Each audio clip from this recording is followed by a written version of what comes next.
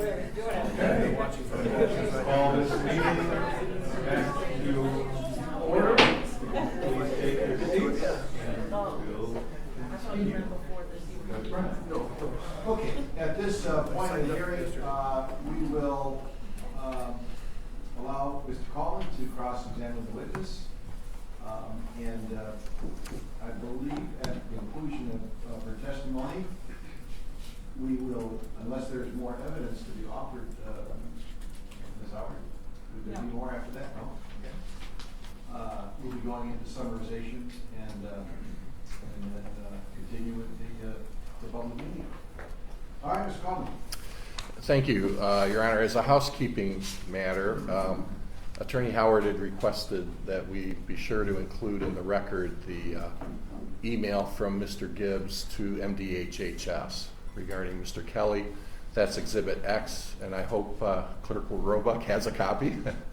And I think all the commissioners should have a copy, so I'd ask that that be admitted into the record. Thank you. Thank you. And as far as any cross-examination, I have no questions. Thank you. No questions? Well, thank you. Okay. You're excused. Thank you.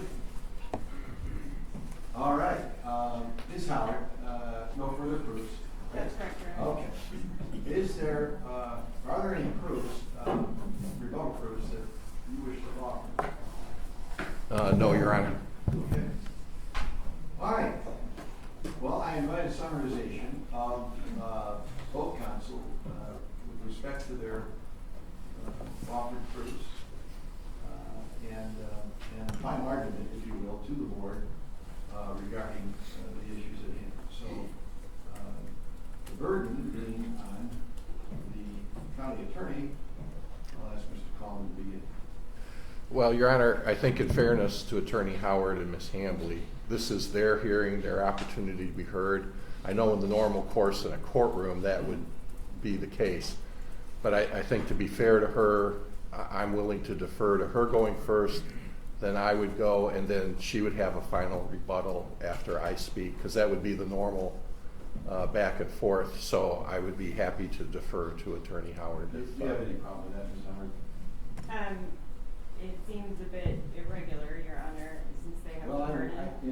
as a matter of fact, Well- I would have to agree with you because the statute, the terms of the statute would seem to indicate that the burden is with the county to be satisfied and with the proofs and to equate it as sufficient for removal. So I would have to agree with you, but I'm happy to go first, Your Honor. I'm just saying, if Attorney Howard wants to go first, I'm willing to give her the final say and the final rebuttal. If she doesn't want it, I'll sit back. Let me just say this: you have the option of waiving the first opportunity, and if you want to do that, you're welcome to do it. That would be fine. I guess then Ms. Howard would go, and then I would go. There you go. Okay. All right. That'd be fine. Thank you, Your Honor. If it's acceptable, I'm going to go to the podium. Please. Because my phone's very awkward. So. Yes.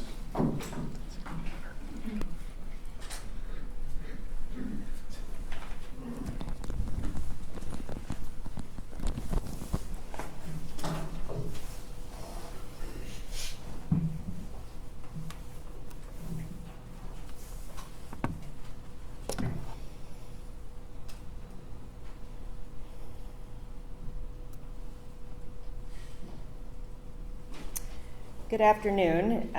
This has been an exhausting couple of days in this hearing with all of us. And it's very important what is happening here to my client. I'm sure it's no mystery to you that our position is that the 4 charges are not true. Any of them, none of them have been sufficiently proven to show that they are true. My client provided accurate public representations about the budget scenarios as each one occurred throughout this highly unusual process in August and September. I think part of the evidence of that fact not only is what we heard yesterday and today from the various witnesses and people involved, But the fact that Mr. Gibbs, at Mr. Moss's direction, kept putting money back in the budget based on what my client was telling them every single time. It is absolutely not true that she was included in the process as that has ever been conceived of before, or as she believed it to be the case. I don't think Mr. Gibbs would consider himself included in the process if the tables were turned. I would also point out that the budget process really isn't supposed to be what happened in August and September. It's supposed to be a thoughtful process according to a timeline that's laid out at the beginning of the year, not let's try and cut your budget in half as we go into the last 7 weeks of the year. Under those circumstances, it's unsurprising that we ended up with the process that we had, but yet my client tried her very best to respond quickly with complete information, sending information to particular people that wanted particular pieces of information, and to say that it's untrue when she said she wasn't included. I don't think that charge is proven either.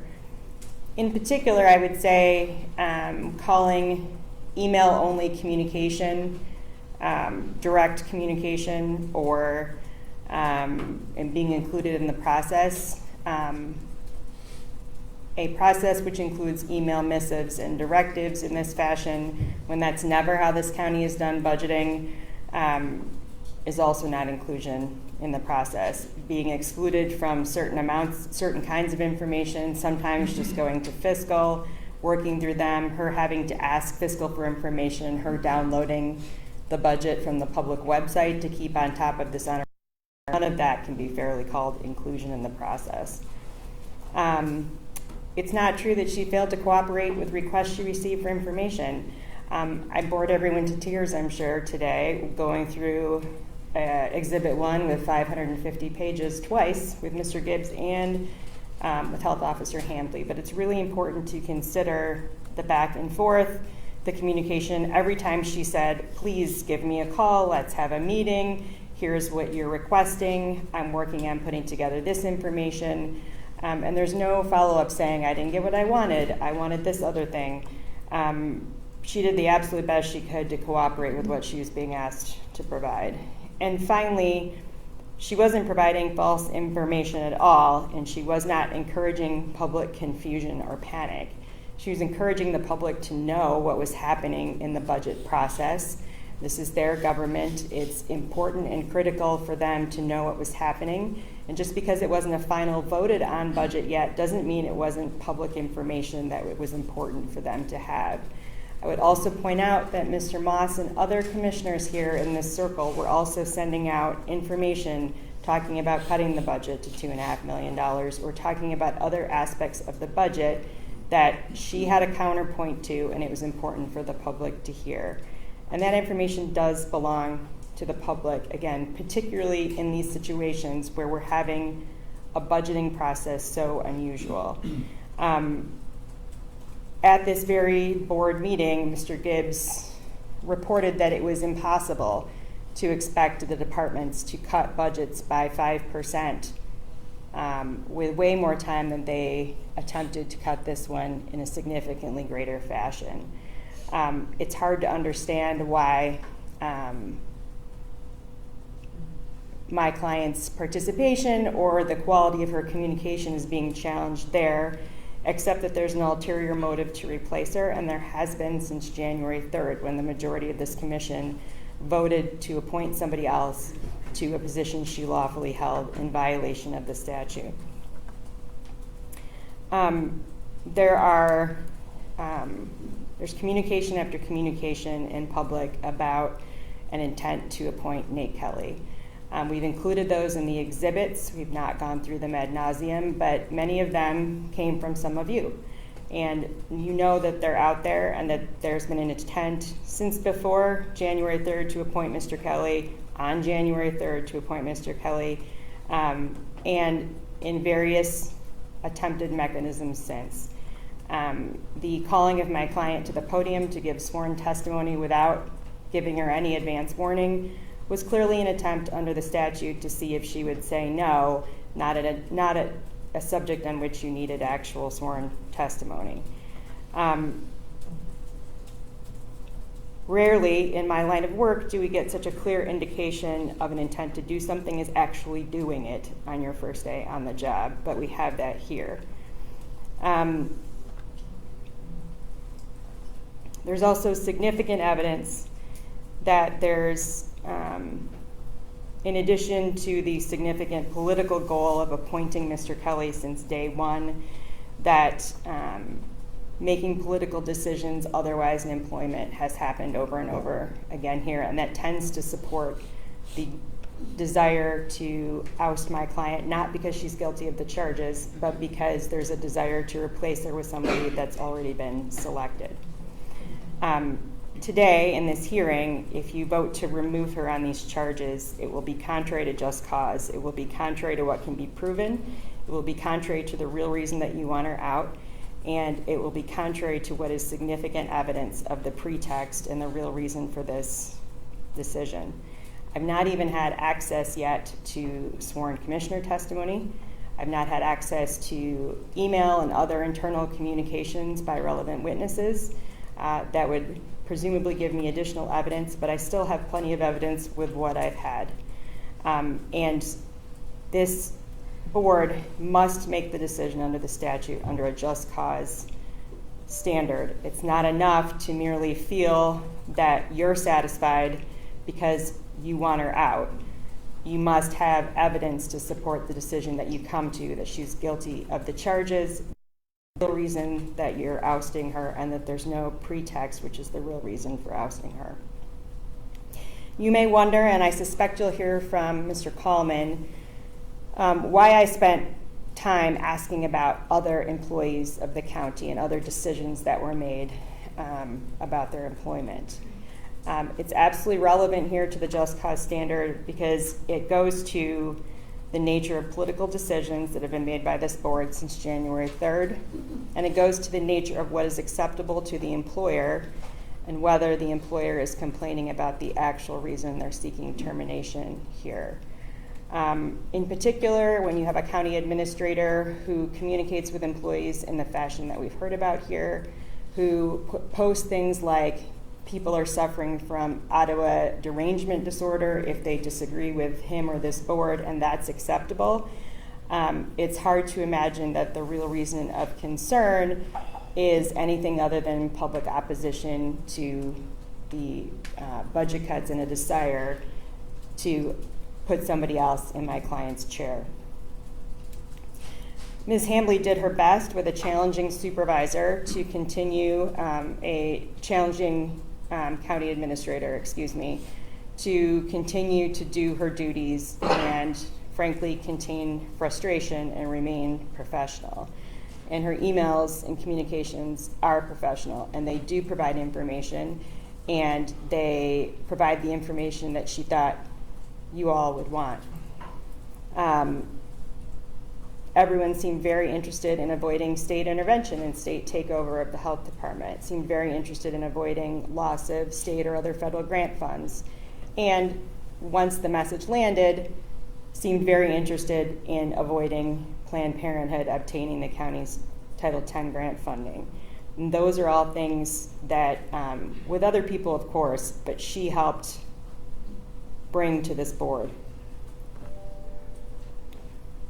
My client would have been derelict in her duties if she hadn't reported to you what she saw as the problems with this budget.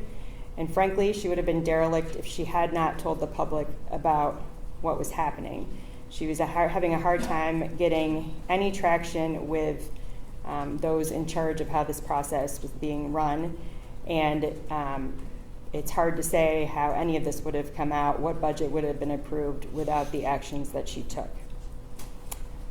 Information like this or about the government generally belongs to the public, and it's disingenuous to say you believe in transparency and to have restricted the flow of information in the manner that we're talking about here today and we've heard about the last 2 days.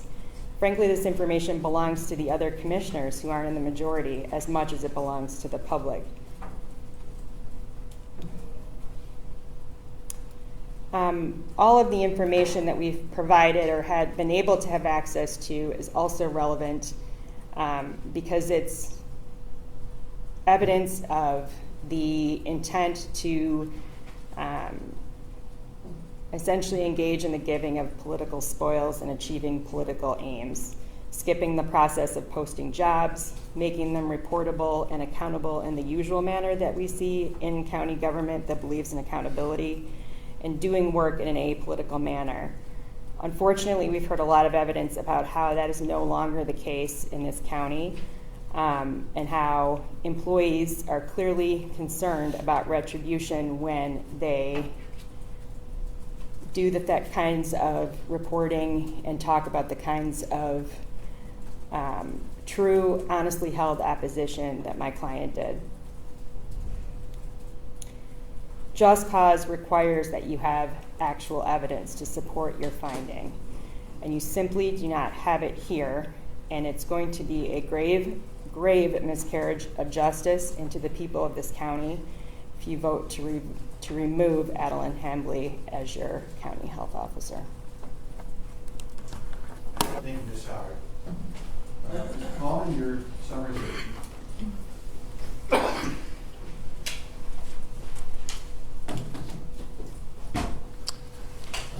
Thank you. I agree with Ms. Howard. This has been a long couple of days. I appreciate your attention to everything. You know, as Judge Brennan asked when we started yesterday morning, he said, "Why are we here?" That was the question. Well, we're here for you to decide whether or not Ms. Hambley should be removed as public health officer based on her own words and actions and the charges that have been placed before you. Now, Attorney Howard claims that there's a requirement for a just cause standard. I would simply say, no, it's not. And she cites no law or anything to you that says that. What is required is what the board is considering right now, which is following the statutory standards under MCL 4611N. That's what's required. The words just cause are found nowhere in that statute. And we'll get into the charges in a minute and what they say. But 4611 says three things. A notice of hearing is required. It was done. Charges were presented to the board, very detailed and specific charges, over 20 pages and numerous exhibits of proof offered. Third, that Ms. Hambley has a full opportunity to be heard, and that has been done over the last couple of days. So how did Ms. Hambley use most of her 2 days of hearing time? I think that's instructive. Was it done? Did she use her time to present evidence to refute the specific charges? Did you ever even hear Attorney Howard say, charge 1, here's what it is, and here's why it's not true. Charge 2, here's why it's not true, and here's the evidence that we presented to do. Have you even heard that? No, you have not. She spent the vast majority of her time attacking, smearing, and maligning others instead of addressing the actual charges against her. Now, it's very telling that the very first witness called by Ms. Hambley was Clerk Roebuck. Did he offer any testimony refuting the 4 charges against her? No, he did not. She attempts to use him in an attack on me for an offhand comment at a court hearing 7 months ago. As I clearly said at that hearing, I was not casting aspersions on Mr. Roebuck or anyone. I was simply pointing out the truthful fact that there was a board resolution that did not match the vote in the minutes at that December 13th meeting. I want to be clear here. And Ms. Howard, you can keep attacking me all you want. But I want Clerk Roebuck to know I have nothing but respect and admiration for your many years of service here. And I want to say it publicly. You have been an incredible servant to Ottawa County. Justin, I have no question in my mind as to your integrity, your honesty, and I honor your personal work and service that you've given the citizens of this county, and I thank you for it. But what we've seen here in the last couple days is Ms. Hambley and her attorney's tactics of personal destruction on full display.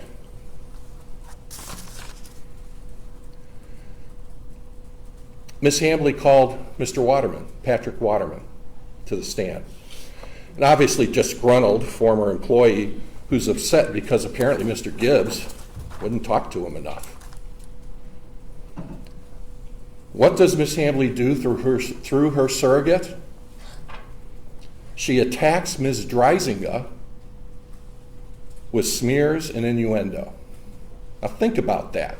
What we're here for, and that's what they're taking their time doing. Mr. Waterman claims Ms. Dreisinga may have been doing personal or political work on behalf of some of the commissioners while on county time. And then he quickly admits, well, I don't have any evidence of that. You know, I can't prove it. But I just have to look at all the possibilities. You know, this would be like claiming, Commissioner Moss, you might be a drunk driver. I have no evidence of it. But hey, it's a possibility, I'm just saying. Or Commissioner Belknap, I've heard you might have falsified your resume. I mean, I'm not saying you did it. I don't really have any proof of that. But hey, I'm just doing my job. I'm just raising these issues. Those are ridiculous attacks. And Ms. Dreisinga did not deserve that. They're baseless. Those types of personal attacks are despicable. Hear me. And they do nothing to disprove the charges that have been brought against Ms. Hambley. Mr. Waterman then attacks us again. We seem to be a good target. Allegations about our competence, and there's people talking. Oh, wow. Isn't that something? The one specific claim that he does kind of bring up is that we failed to prepare a legal memo. Remember that testimony? We failed to do that. You know, I bring it up not because to defend me or our firm. It's to show the misrepresentations and the deceit that is going on here. That they'll attack like that. You know, as Paul Harvey used to say, you need to hear the rest of the story. So, was there a legal memo that didn't get done in a timely manner? Yes, the half-truth. So you want to know the rest of the story? That legal memo was requested in November of 2022, over 2 months before we ever took over as corporate counsel. The prior administration was asked to do it. And when we came in, nobody told me, Jack Jordan, Stephen Coleman, Lene, anybody, that there was this pending memo being requested. Nobody told us. Until 2 months later, we're told about it. We go, oh, we didn't even know. Get us the information. What's your request? And we promptly researched it and we had an answer for them. But what were you told in this hearing? Look how incompetent Coleman Legal Group is.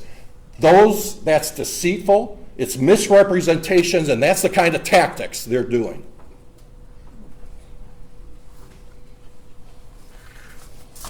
Another example, we could talk about the epidemiologists. Okay. Again, you know, we hear all this. What's all this stuff about 2 epidemiologists versus 3? Remember the specific questions? And I bring this up to show misrepresentations, half-truths. What were the specific questions Attorney Howard asked of Karen when she was on the stand? What's about the specific line item? And in that specific line item, was the epidemiologist cut? See? Half-truth. Yeah, the epidemiologist was cut out of that line item. But guess what? Ms. Hambley left it there. She didn't elicit the testimony from Karen that I did. I had to ask her. And remember what I asked her? Isn't there, in fact, a 3rd epidemiologist? that was in another portion of the public health budget and it was fully funded? And she says yes.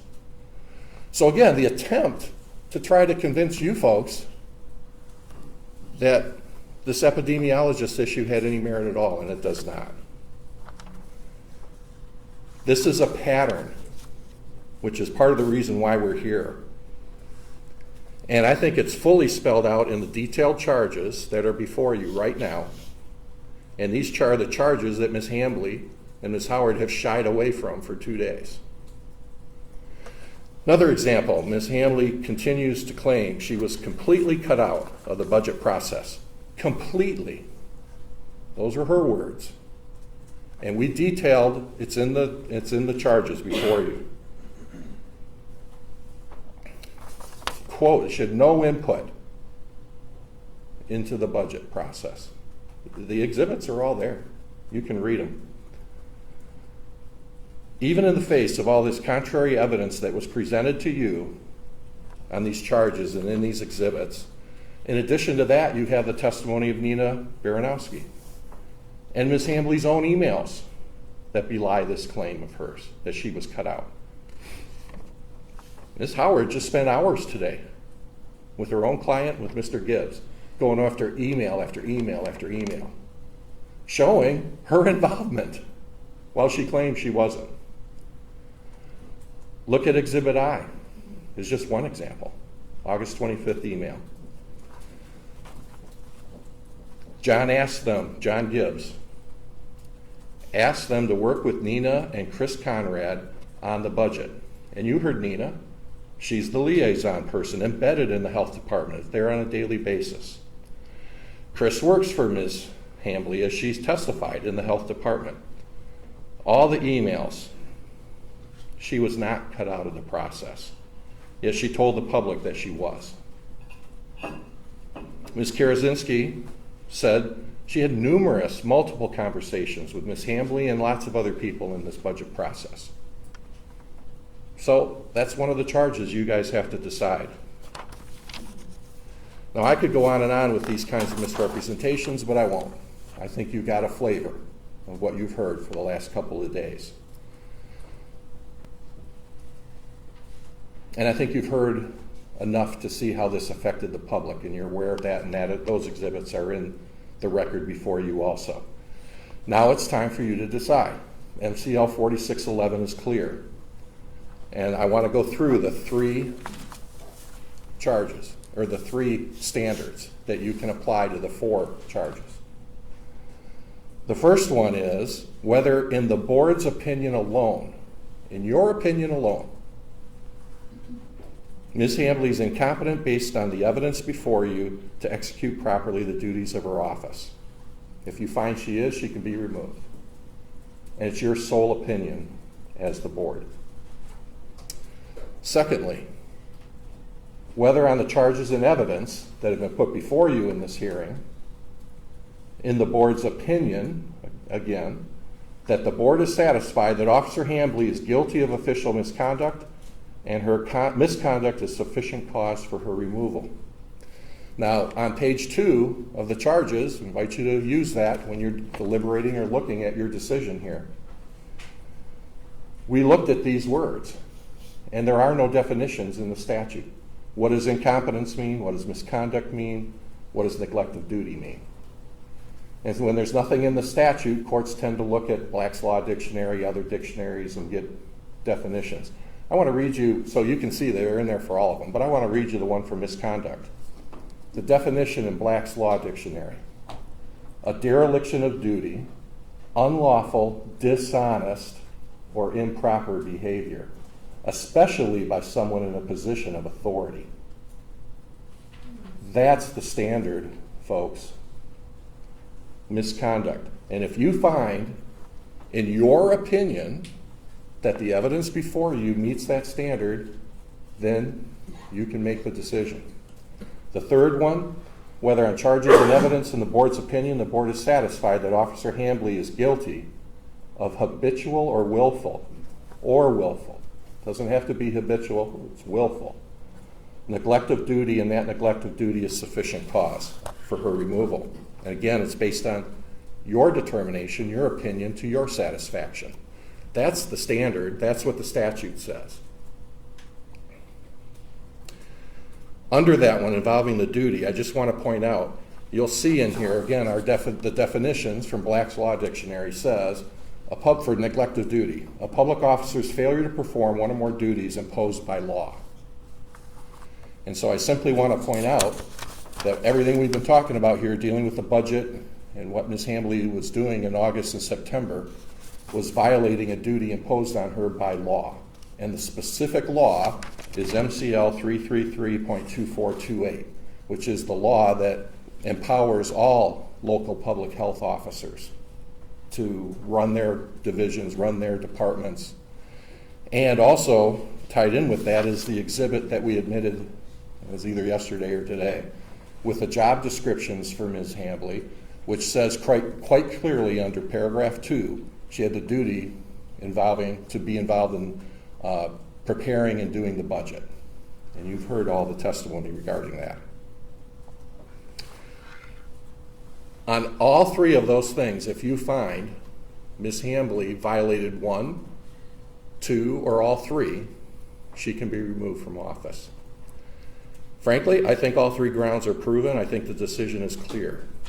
And I'll just end with this. I think it would be appropriate for the board to vote separately on each of these grounds so it's clear for the record. 3 separate votes. 1 vote on incompetence, yay or your decision, yes or no. A 2nd vote on misconduct, yes or no. A 3rd vote, neglect of duty, yes or no. Those are the 3 grounds under the statute, and all you have to find is one of the 4 charges levied in these charges meet those standards under 1, 2, or 3, or all 3 of them. That's the decision you need to make. The decision's in your hands, and we appreciate your patience the last couple days. Thank you.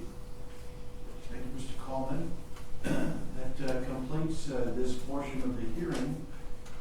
I want to take the opportunity to thank the board, thank Mr. Coleman, Ms. Howard, and of course their respective clients, and thank the members of the public, all of whom were extremely behaved and extremely helpful in giving me an opportunity to provide my service. So I want to show my gratitude to everybody for your cooperation the last couple of days. I note on the agenda that this is the point in time where it indicates board discussion and deliberations. So at this time, I believe my function has been fulfilled, and I'm simply going to turn it back over to Chair Moss for the continuation of the public meeting, at which time it indicates board discussion and deliberations. I'm not sure what will be entailed in that regard. It's up to the board, of course, to take it from here. But as far as I'm concerned, I think my duties are fulfilled, unless Mr. Coleman and Ms. Howard believe otherwise. I think I am fulfilled. So I don't think there's any need for me to continue in any fashion. Oh, I agree. All right. Thank you very much. Thank you. Right, that concludes 7A. As we move towards 7B, just a quick question. Wondered if anybody wanted a short break for an hour, if you're ready to keep going.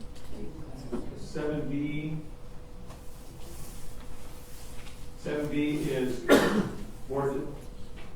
No, I tried. We'll say keep on. Okay. So 7B, board discussion and deliberations. This would be a time, just a reminder, for any statements or comments, thoughts about all of the evidence, the information that has been shared, the exhibits, and we will continue through 7B, hear from board members, hear their comments, and then after that, we're going to do a few quick agenda items and move to public comment. After that, we're through the agenda. Item 12 is decision regarding removal of health officer. That'd be the appropriate time for motions and things. But this next step is discussion. So would anyone like to open with discussion? Commissioner Zostra. Mr. Chair, thank you very much. Just opening questions. If we have any questions about any element of the charges, to whom do we direct those questions? To yourself, to Councilor Jordan, or to David? Yeah, either of us, I think, can handle it, Okay. whoever you want to refer to is fine. Okay. So charge 1, top of page 16. We talked about that a little bit this morning. Discussion of a couple of press releases. The one from August 28th from the administrator, as well as the board chair, I believe. Your name is on that. I don't know if you wrote that. There was some question about that aspect. And there's another press release from August 30 from Public Health. In charge 1, top of page 16, there's an assertion regarding the latter release, saying Ms. Hambley intentionally misled the public in her release by stating that the funding for the health department will be, in quotation, $30.8 million, even though she knew that no formal budget proposal had even been submitted to the Finance Committee at this point, or let alone voted upon by the entire VOC. And I think that was the point that Mr. Coleman had brought up a couple of times. As I read the press release from August 28th, signed by Administrator Gibbs and Chair Moss, there's a section that reads in part, and I'll read it right here, by the numbers, the second bullet point. The FY24 DPH budget will include the $2.5 million general fund contribution, plus a contribution from DPH's fund balance, to come as close to the historic $3.8 million general fund contribution figure as possible. So this was from August 28th. Ms. Hambley through the Health Department and Allison Clark had her press release on the 30th. Charges are saying that she misled the public by stating that it will be $3.8 million. When I look at this, and basically she's quoting the press release from 2 days earlier from administration. So when you can kind of help me out here understanding how she got misled, and basically she's just quoting what the administrator is saying. Well, I'd be happy Sure. to respond to that. Again, this is part of your job here. That's one small part of that charge. And there are a lot of other charges in here. But on that specific point, we're quoting from what the exhibits are. You list the exhibits right there. And so, you know, if you're, well, we say them right here. We have them in here. They're exhibit, it's right here. In Ms. Hambley's press release, she falsely stated Exhibit O. And so we're relying on Exhibit O. And if you look up above there, Exhibit L is the memo from August 28th, and we're relying on that. So if you look at that, Sure, you don't agree. Exhibit O, and she's quoting the administrator's press release. How can you say she misled when she's literally quoting the administrator's press release? Commissioner Zostra, in all respect, I don't think it's my role here to argue with you No, about I'm just asking for an And if answer. I've explained to you the exhibits we're relying on for that small portion of that charge, and if you don't feel that's sufficient, that's your call. Okay, That's your I'm decision. asking for an answer where you Yeah. were misled when literally they're quoting from a press release from administration 2 days earlier. And where the word misled comes from. Okay, well, the issue is, will be $3.8 million when Ms. Hambley knew this was not a final determination. The first budget proposal wasn't put in place till September 5th, 5 days later. Will include And 2 so days she's earlier. putting out this information. That's all. But the administrator himself says it will Well, include. 2 days earlier, he says the exact same thing. Again, He that's says your it call. will include. That's your call, Commissioner. Okay, I'm just asking where you were misled from when you're I think I've answered your literally question. quoting from the administrator. I think I've answered your question. I do have another question, but I'll see the floor. Anybody else? Please continue. I don't want to take for anybody, but Any other thoughts, questions, or we can continue? Okay, no, sounds great. Chart 4, page 23. So this is a sentence that I kind of struggle to understand. It states, and I think this kind of goes to the heart of Chart 4, as opposed to being part of Chart 4.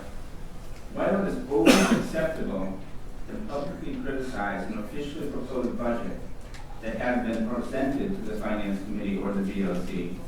It is wholly inappropriate to present internal budgetary questions to the public as though they are formal and or finalized proposals, and then stoke fear and panic based upon representations and misinterpretations of those internal and preliminary budget questions.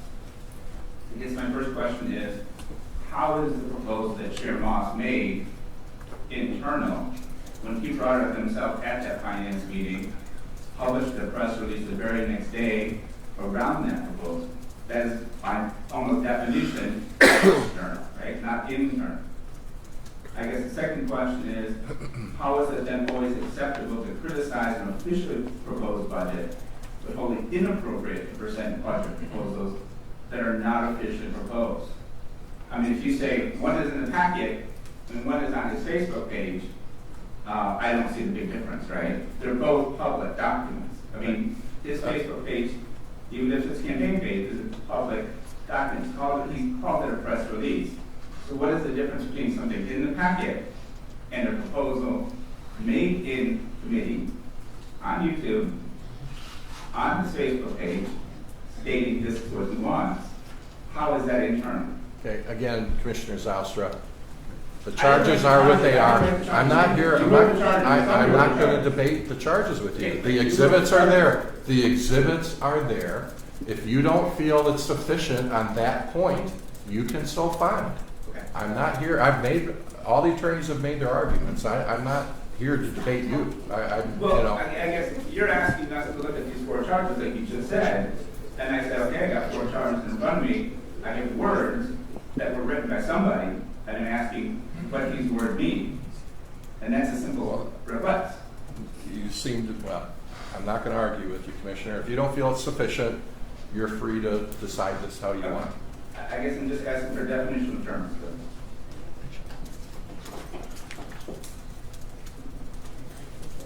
Thank you, Commissioner Zylstra. Next, Commissioner Bergman. I'm just going to keep mine short, sweet. Truth. What is truth? Looking it up, Googling it. Truth is a quality, a state of being true. Do you know what truth is? Do any of you even care? Do you care about what truth is? If you hear lies long enough, you're going to hear the truth. Each of you will have to answer for that today based on how you vote. Most of the public, citizens, know what the truth is. The question is, do you know what the truth is before you vote? And one other thing I just wanted to bring up is that it's interesting that we have 4 Coleman attorneys here today and yesterday. Pretty interesting. Yep. That we need 4 attorneys charging us by the hour. It's not true. That's not true, Commissioner, and you know it. We're charging for 1 attorney, and you know it. I'm not going to sit here and let you besmirch our firm. You know we're only charging for 1 attorney, so don't you lie about us. Anything else, Commissioner That's Bergman? it. Okay. Additional comment from the board, any other thoughts? Statements for later or for now? I know Commissioner Redmond had a statement. I don't mind waiting until. You can probably wait. Okay. Yeah.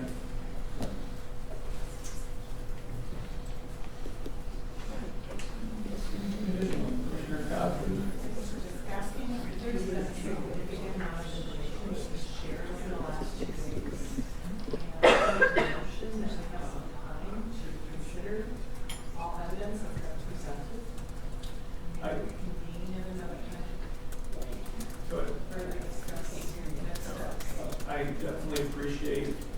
saying. We still have a little bit of business and opportunity for public comment before there's any decisions made. So I would definitely like to take that into consideration, but I would really like to have public comment today. Did I hear a motion? My motion is to continue with the meeting part of the agenda, but to deliberate the information. I'd like time to deliberate the information before concluding.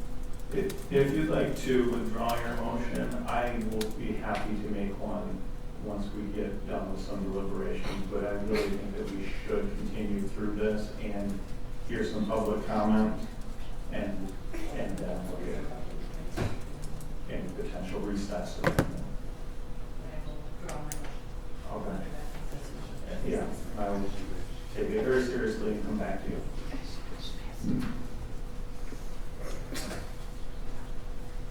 Anybody else? I will say. Commissioner Baumann. I just wanted to direct my comments to Director Hambley, and just want to tell you, from my experience in working with those that work underneath you, alongside you, and even your successor, your predecessor, you command the respect of a lot of people in this county, and you've been known to be a fair and just person, somebody that doesn't choose sides. If you failed at anything during this process, it's not being part of their club. And I think that's troubling, because you want to be apolitical. You want to be fair to both sides. And I think that's admirable.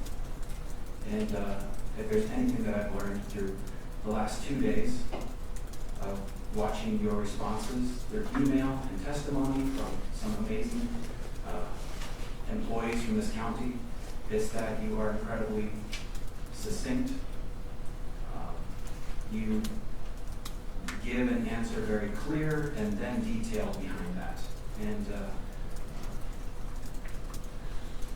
you are anything but incompetent. So you need to know that. There's a lot of people in this county that see you as incredibly competent, and we were lucky to have you here in this county. And I appreciate how you've been honest.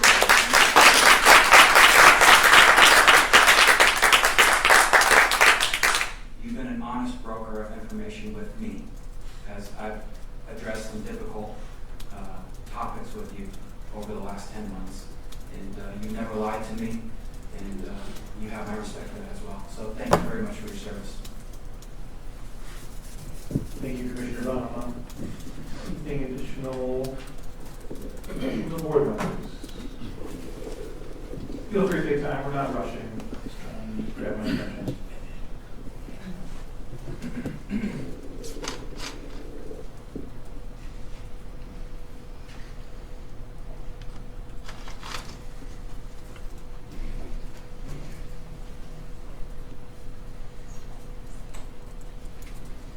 Commissioner Niedermeyer. Just a couple of things at the moment. Yesterday, after our first day in hearing from 8 witnesses, I guess yesterday I was really looking for information that would be shared to help address the charges that were brought. Just the notes I took. First witness was clerk, Justin, and there was no evidence there related to any of the charges. When we had Marcy Verbeek, she shared she hasn't dug into any of the facts, nothing to base opinion on if she's done anything wrong or not. She is not the one making the decision. I included from that witness nothing related to the charges presented against Adeline from that witness. From Karen, during her time there, she shared that she also could not speak to the charges, only in her relationship, in her working relationship with Adeline. She shared that budgets change and are different every year. And she also shared that John never told her to cut Adeline out of the process of the budget. And that she's talked to many throughout the budget process as well. Fourth witness, Nina shared that she could not make any comments on fear mongering or drastic cuts. She also shared that she's not a public health expert. And she also couldn't make any decisions based on her role on the charges. She also affirmed to Kelman that the EGRAM was signed and no penalties to the county. The contract was in place, but again, nothing related to the charges presented to us as the board of commissioners. Fifth witness was Spencer. And when Spencer was cross-examined by Kelman, he shared about how you can connect with people in a variety of ways, such as Teams or emails. Again, nothing really related to the charges. Sixth witness was John Shea. There was no evidence related to the charges. Seventh was Patrick. Again, nothing shared there related to the charges. He shared how he had resigned. He was just in a little bit of budget process with the capital improvement plan, but again, nothing related to the health department and the charges presented. And then eighth witness was Paul Climas, and there was nothing there either related to the charges. Those are just some of my takeaways from yesterday. I haven't had an opportunity to present thoughts from today yet. Just that all employees or the people who have been subpoenaed either shared how they could only comment regarding how they personally worked with Adeline, but not in regards to actual charges presented. So that was some of my thoughts from yesterday. Thank you. Commissioner Curran? I do have a question, and I don't know if I have questions at this point, but there were a couple questions that John, or Commissioner, or Administrator Garris was not able to answer. And one of the questions that I definitely was intrigued to know is, did he, in fact, besides email, was there a phone call or a meeting with Adeline after after Spencer met with them? It did sound like there was one scheduled in September. That was canceled, because Adeline was not. That's one getting heard.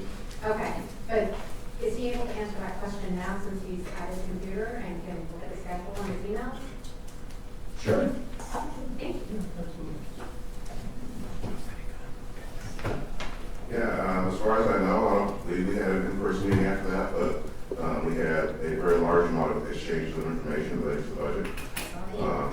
Especially in this era where there's people working remotely and we're using Microsoft Teams and Zoom and whatnot. I think that's perfectly legitimate ways to exchange information, so I'm very confident that we have robust communication regarding the budget. Okay. I definitely saw that there was a lot of email communication. Were there ever any Teams or Zoom meetings or telephone calls? I don't know. I've checked. I don't believe so, but All right. Thank you very much. Anything else, Commissioner Curran? Okay. We can come back. There's that. Yeah, there it is. Commissioner Cosby? Just walking through some of the questions that I had as we were talking about, the case before us and the charges. One of the questions that's never been answered for me, I did fortunately get some information about the hiring process of Ms. Hambley. And it looks like she applied for the position, and she also applied for the position in September. And I've always been curious why she was placed on 12/13 of 2022. I don't know. And I think that it would have been helpful maybe if that would have happened beforehand as it relates to earlier, I guess. As it relates to having a good relationship with the current board. As I stated, I've done it publicly twice. I would have considered her as a commissioner for the position had I known she had been interested in it. So it did come as a surprise. So I don't know if that information is ever available. I don't know if my other commissioners know the answer to that question, why we waited so long. I'm sorry, what was the question? Well, so I finally learned, I asked January 3rd or 4th, after our first commissioners meeting, when Adeline actually applied for the position and kind of what that hiring process looked like. And just recently, I would say, within the week, maybe last Friday, I got that information. And it looks like Adeline actually applied for the position back in September, end of September. And so there were 23 applicants, interviewed multiple people.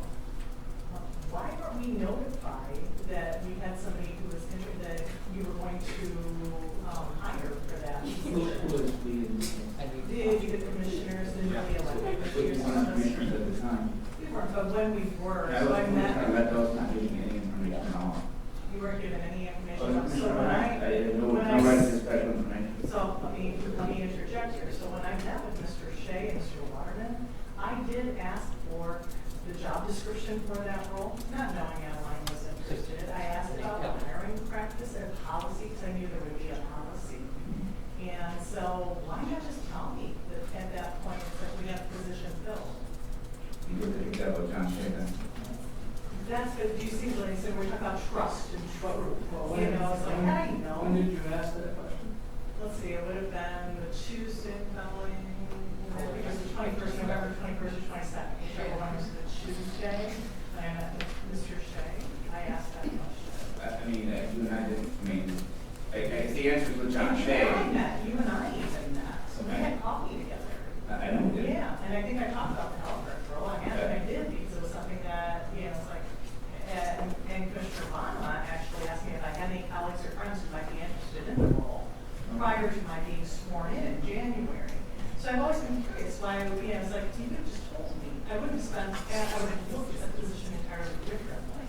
I think if you were maybe ask Marcy that question, I would imagine what probably was transpiring at that time was there was a number of applicants that was probably one of them, so a certain few. And so final decision didn't get made until after Thanksgiving. It's just always felt incredibly unfair, especially to Adeline, honestly, you know, on 12/13, our last meeting, thank you. The last meeting of the previous Board of Commissioners, she gives place. I mean, then asking, pursuing the job description, pursuing the policy for hiring.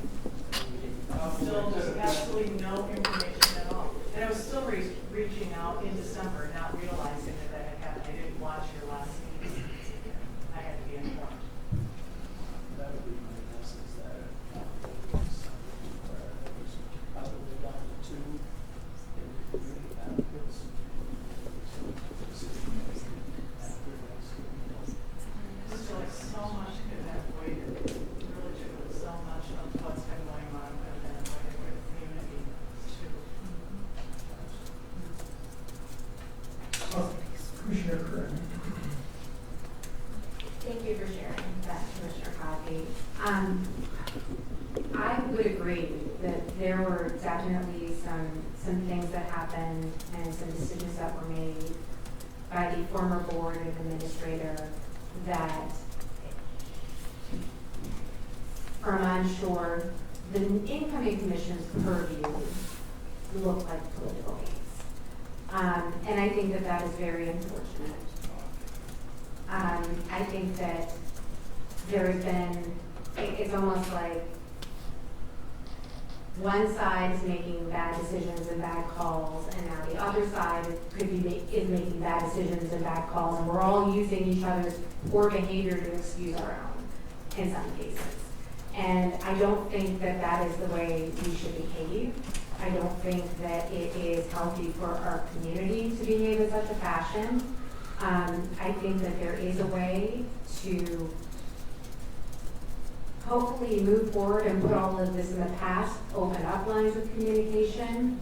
As I've said before, and I will say it again, we are not the last board we are not the only board that's ever experienced difficulties. We will not be the last board to experience difficulties. However, they have to be dealt with. And I would encourage our chair and our administrator to bring in an expert to help try to bridge some of this gap, open lines of communication. I have seen some changes in fairness. Thank you, Chairman Moss. I have seen some opening of lines of communication, but I would like to see more of that. And I definitely think that there is a great opportunity to be learned in retrospect and to learn to move forward in a more productive fashion. Thank you. Anybody else? Or should I say who's next? I guess I would like to bring us back to the charges, because that's actually why we're here, to consider the charges. I guess I'll have a couple quick comments. I didn't hear anything yesterday or today that would dispute the charges. Actually, I heard a lot of avoidance of the charges. One of the comments that was made in the final closing statement was a vast amount of time attacking, maligning, and smearing others. I definitely heard that. I don't think that was helpful process. And I also think the process has been an issue, especially during August and September, because apparently Ms. Hambley didn't like the process that was being used. We extended finance meetings, added additional deliberation, but I keep hearing, that wasn't appreciated. I would also say that these specific charges were only filed because they were warranted. They weren't needed or warranted in May or June or July. These charges are about events that transpired in August and September. And they are a direct correlation, reaction to, a result of the actions of Ms. Hambley. The board's role and responsibility is to set direction, to give guidance. One of the quotes on page 3 of the charges is something that I said that's listed here, taking a historical perspective on public health budgets. If you look back towards 2009 through 2019, that kind of area, you see public health, at least general fund allocations, closer to $2.5 to $3 billion, somewhere in that range, maybe a little more than that. Yeah, it sounds like 2.5 was used in the very beginning and then quickly abandoned by Administrator Gibbs, as he said, please, create a budget, closer to that. But in my opinion, those original discussions in August were very clear. We were discussing going back to pre-COVID budget levels. You can look at the numbers. The budget in public health did increase quite significantly during 2020, 2021, 2022, 2023, and then for 2024 we're looking at 17.4 million was the original draft proposed by public health. We ended up a few million below or so in the end, which is definitely more in line with pre-COVID numbers and still meeting all of our obligations. Those are some of my initial thoughts. Sure, I'll jump in. Commissioner Bob. You said that this is really just because of what's happened recently, and yet you worked very hard to remove Director Hambley first on January 3, and then again in March, when you tried to revise the prior board's decision to hire her, which I voted against, which didn't work. And then ever since then, it's been games trying to catch Hambley in some sort of situation that you then can call cause to hang your hat on so that we can have something like this. Truth. And we've been watching this for a long time. She wasn't your pick. You wanted to have your pick from the very beginning. You've been working hard to make that happen this entire time. Don't tell us the story that just isn't true. Thank you, Commissioner Bonamon. Truth. Anything else from board members? Commissioner, go to Commissioner Rhodey next and then come back. Well, one thing that really stood out to me from the testimony of the last 2 days was actually from Marcy Verbeek. So she talked about how one of the qualities that is really important to the county in looking for in candidates for jobs is honesty on the background checks, and she gave an example of, for instance, if someone didn't include a misdemeanor, that would be an example of not being completely honest. And in truth, as we walked through this budget process, a lack of honesty was a real problem, which led us to where we are today. And I go to noted, particularly during Administrator Gibbs' testimony, that Attorney Howard was talking about Addie and saying things like, she said, I was working with fiscal. She was working with fiscal. And we heard hours and hours and hours over the last 2 days of Addie working with fiscal on this budget. And yet, in the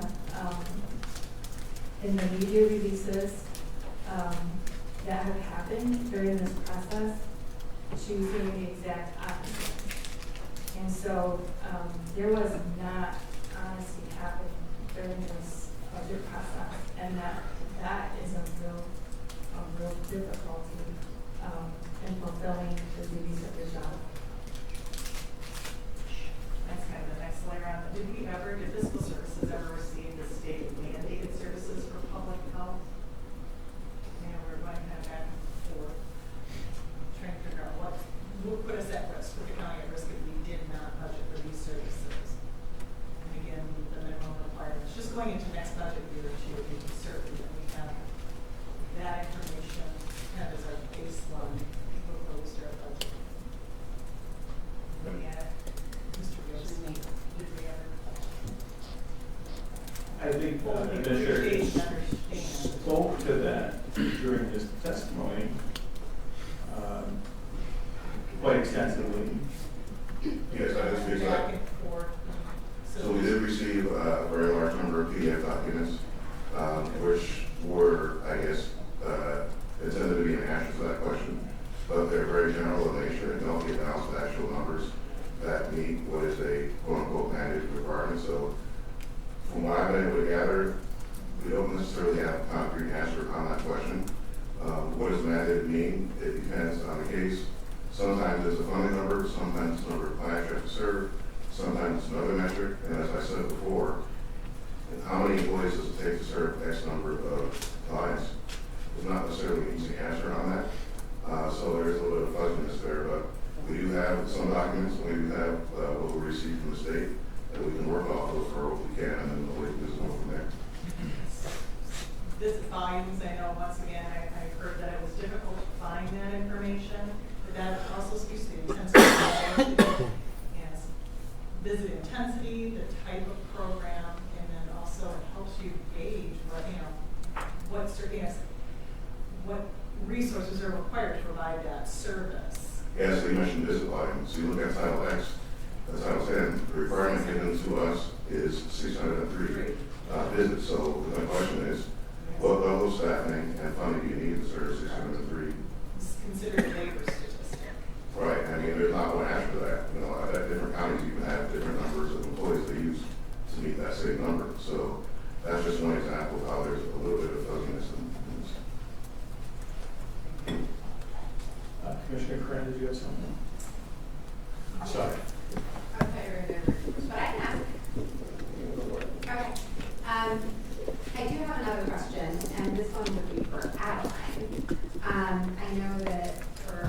know that there were emails that went back and forth My question would be, and I know that based on Commissioner Gibbs' answer, that he did not meet or talk with Adeline on the phone except for via email after, from August 4th on. Did Adeline call Administrator Gibbs, or did our health officer call him, or stop by his office, or, I mean, I could clearly see the email that she was trying to schedule time, or send a request for a meeting. That would be my question, if our health officer is able to answer that.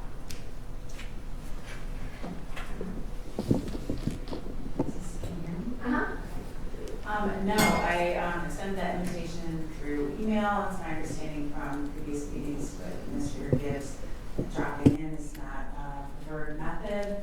And so those scheduling is, I believe, up to him. So I reached out and asked through email, that seemed to be the preferred communication method, to have those conversations. Okay. And did you ever make a phone call, or, just pick up the phone? That's what I like to do. No. Okay. All right. Thank you so much. Thank you. Does someone else have any other comments? I guess I'll take us back to the charges. Page 17, Ms. Hambley demonstrated incompetence, misconduct, and neglect of duty by falsely claiming that she was not included in the budget process. It's my understanding she's still claiming she wasn't included in the budget process even today. She was excluded. I didn't hear anything to dispute that charge. The Evidence Act absolutely has made it clear.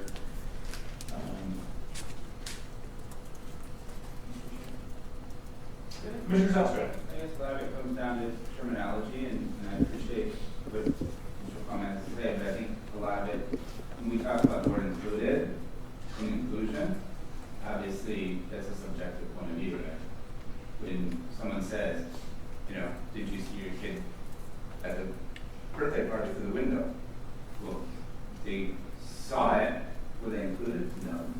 That's a really good analogy, right? So I think that a lot of these are subjective.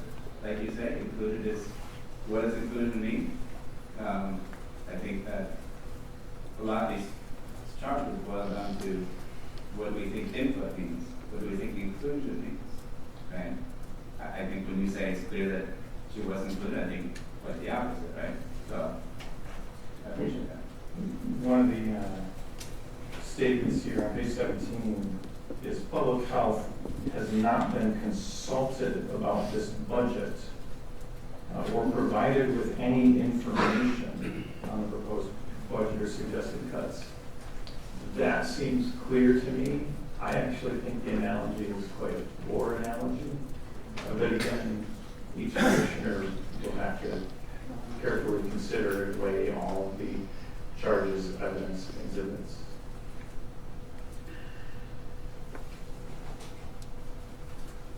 Additional comments? Yeah, on that topic right there, I made this simple request of administration that as these different versions of the budget will continue to come out, that we commissioners be notified so that we can go actually look at the new changes and what's been happening. Not only did that not take place, but there used to be a summary sheet on top of the budget so that we could see what changes had taken place over the last iteration. And that vanished on top of that. So I guess that would be a question that I have. I'd like to know, I understand from Karen in finance that you instructed her to remove that, which made it so that we commissioners could see what was going on in the preceding hundreds of pages. As far as I know, I have to go look at that. I thought that was included, and it was at my request that we put that in there so that you were able to see what the changes were. So if what you start at, I have to go back and understand. After, yeah, it was removed for the final, I think, 3 versions. Okay. Commissioner Zelstra. Yeah, I think to piggyback real quick on what David said, said, I think there's a number of exhibits that had Adeline forwarding us information. That's not her job. Her job is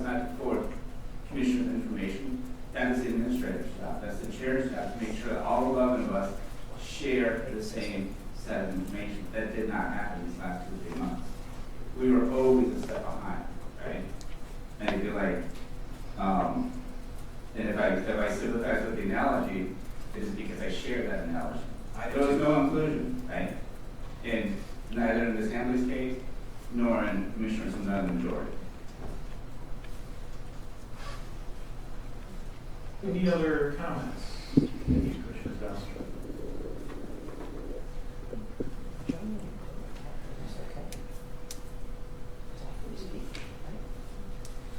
We'll take your time. Give people enough time here to kind of process.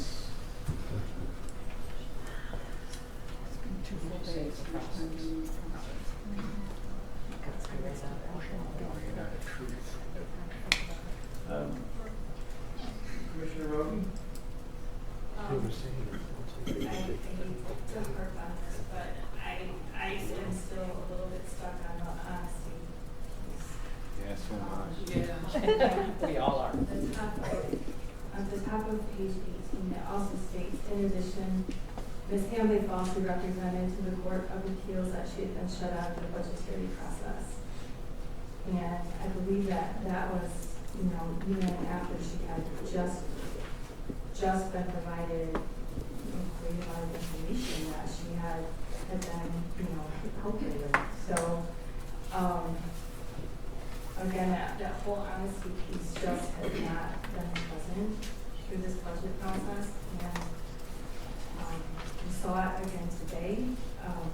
This is a minor issue, but the issue of Grand Valley keeps coming up, as was brought up by Attorney Howard, and Ms. Hambley continues to say that the health department was not involved, and the health department in fact had a table right there, about 2 tables down from the sex store table.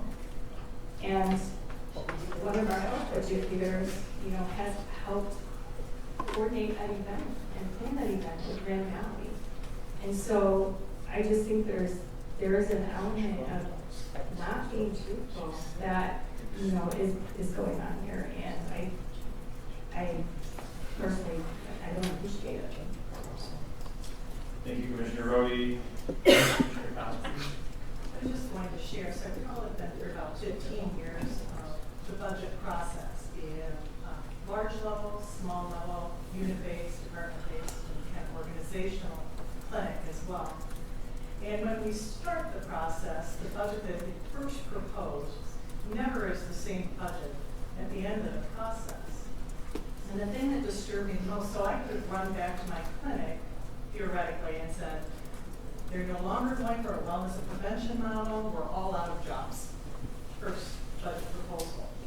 By the end of 3 months, and 3 years later, the clinic changed and that direction changed as well.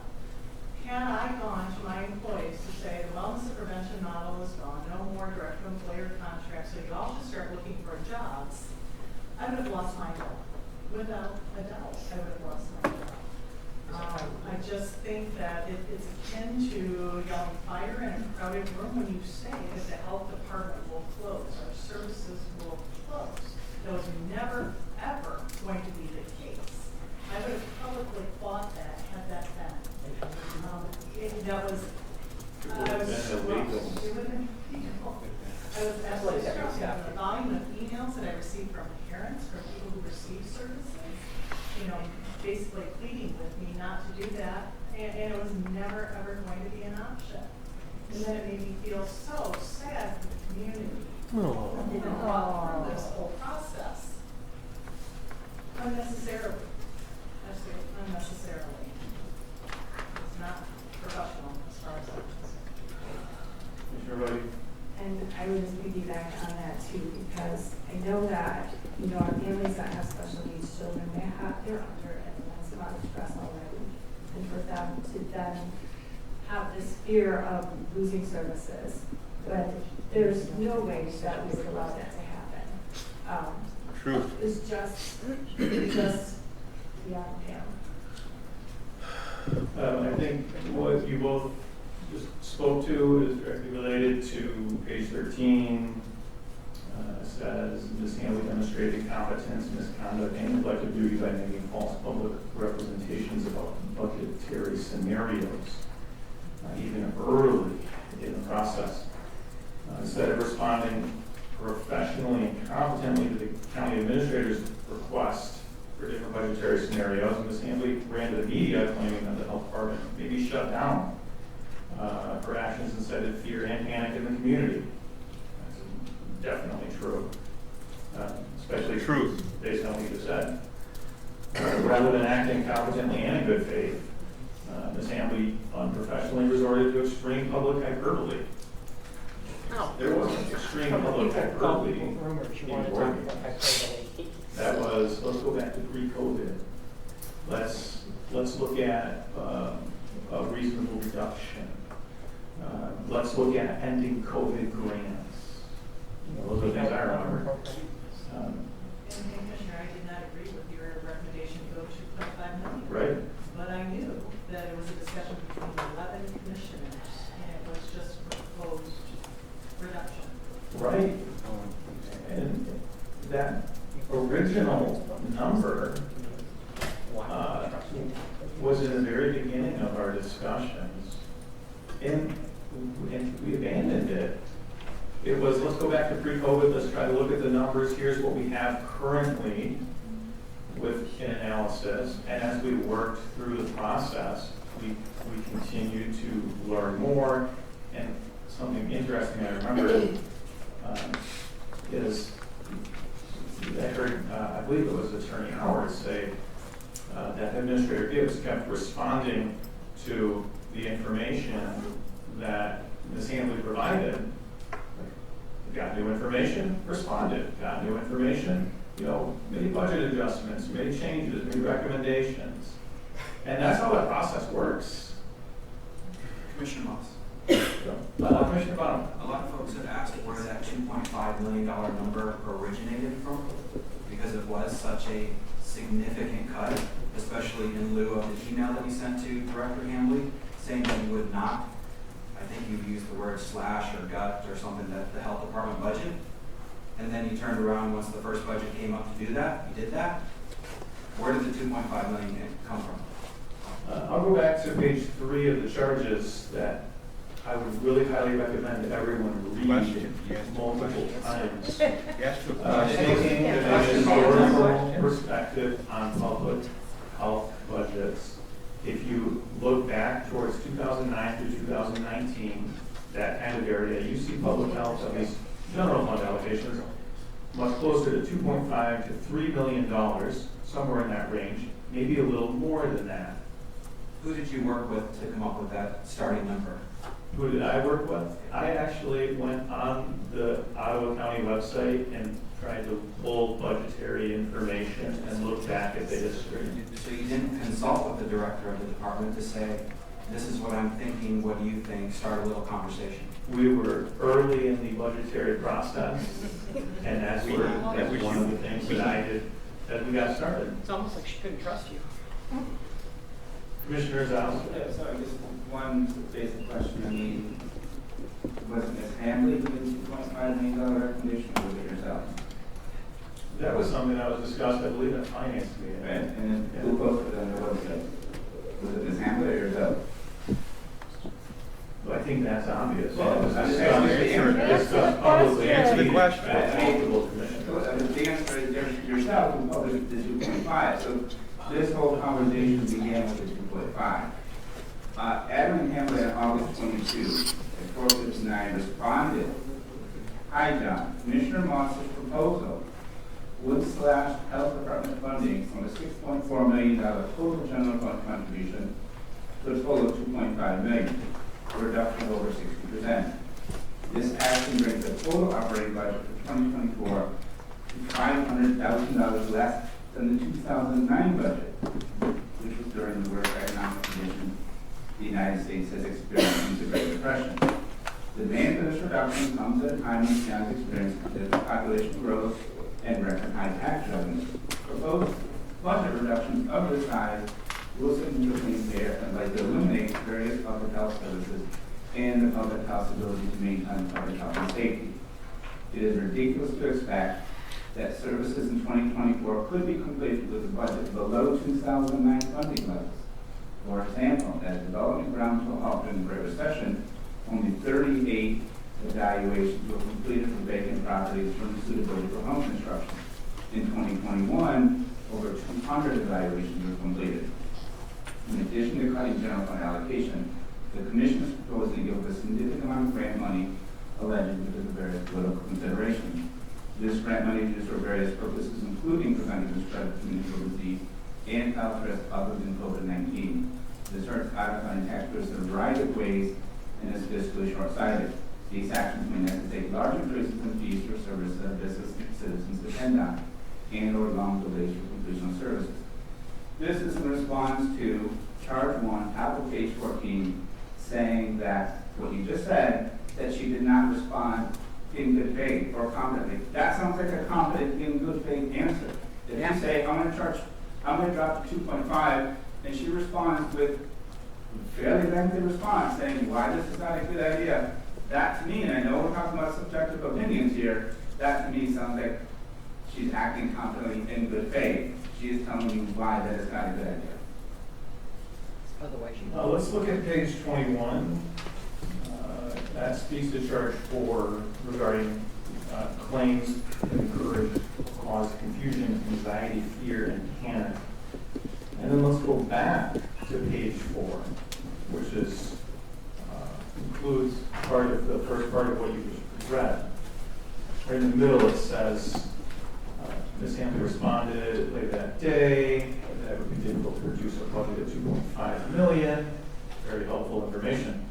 1 minute later at 4:59 p.m., Ms. Hambley publicly posted her August 18 memo on the county Facebook page. And so I would call that reaction, I mean, that's inflammatory language, reckless. The truth. And when someone is talking about, or when a director is sharing information with an administrator or the board or whatever, it doesn't instantly become a public health crisis. We were, as a board, in a budget process. If 2.5 million is a bad idea, great, let her respond and then offer an improved budget. I believe one of the things that happened that we've heard talked about extensively is she was instructed to please create a budget that was, as close to 2.5 as possible to get us to a better number. And then that didn't happen. But there were inflammatory statements causing fear and panic made publicly instead of just sending it back to the administrator or something like that. May I ask a question? What if she had said, okay, the original budget proposal is the one that will prevent this from happening? What would have been the response? She did say that. Okay. Well, what would have been your response? What was your response? I will go straight back to page 3. Taking a historical perspective on public health budgets, if you look back towards 2009, etc., what we're talking about there is going to pre-pandemic budget levels.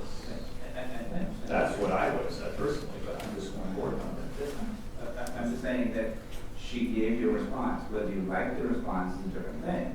Or whether it was appropriate or not. Okay. Again, appropriate is an adjective. It describes, and it is subjective, right? Commissioner Rowe. I was just pointing out that there is a lot of details in here which, where timing and specifics are really important, because if you look at these things out of the context of timing of when things were issued, they often follow and seemingly are a reaction to a piece of information that's been shared and seems to be done in a manner without good intent. And so timing really matters. Like, when are you putting out messaging? What effect is it having? And because we do want feedback on the process. This is not at all about providing feedback, because that's appropriate, as Administrator Gibbs talked about. It's very appropriate to give feedback and to help us understand if we do this, how does this affect things? That's completely appropriate. But fear mongering, taking it to the public and scaring families that they're gonna have no services for people who need that, for the children, that's the problem. I would like to timeline things out, honestly, because part of what, and it sounded like my emails, the way they were presented were super random, but they weren't, they were actually in defense, as I was looking for data to defend, you know, and so without seeing how that's timelined out, and then the specific information that's being, I'm responding to, it was to be helpful, like, you know, food programs or epidemiologists and looking for like a population-based ratio. So it was only meant as a way of helping kind of the board better understand the requests of the health department possibly, from my healthcare background perspective.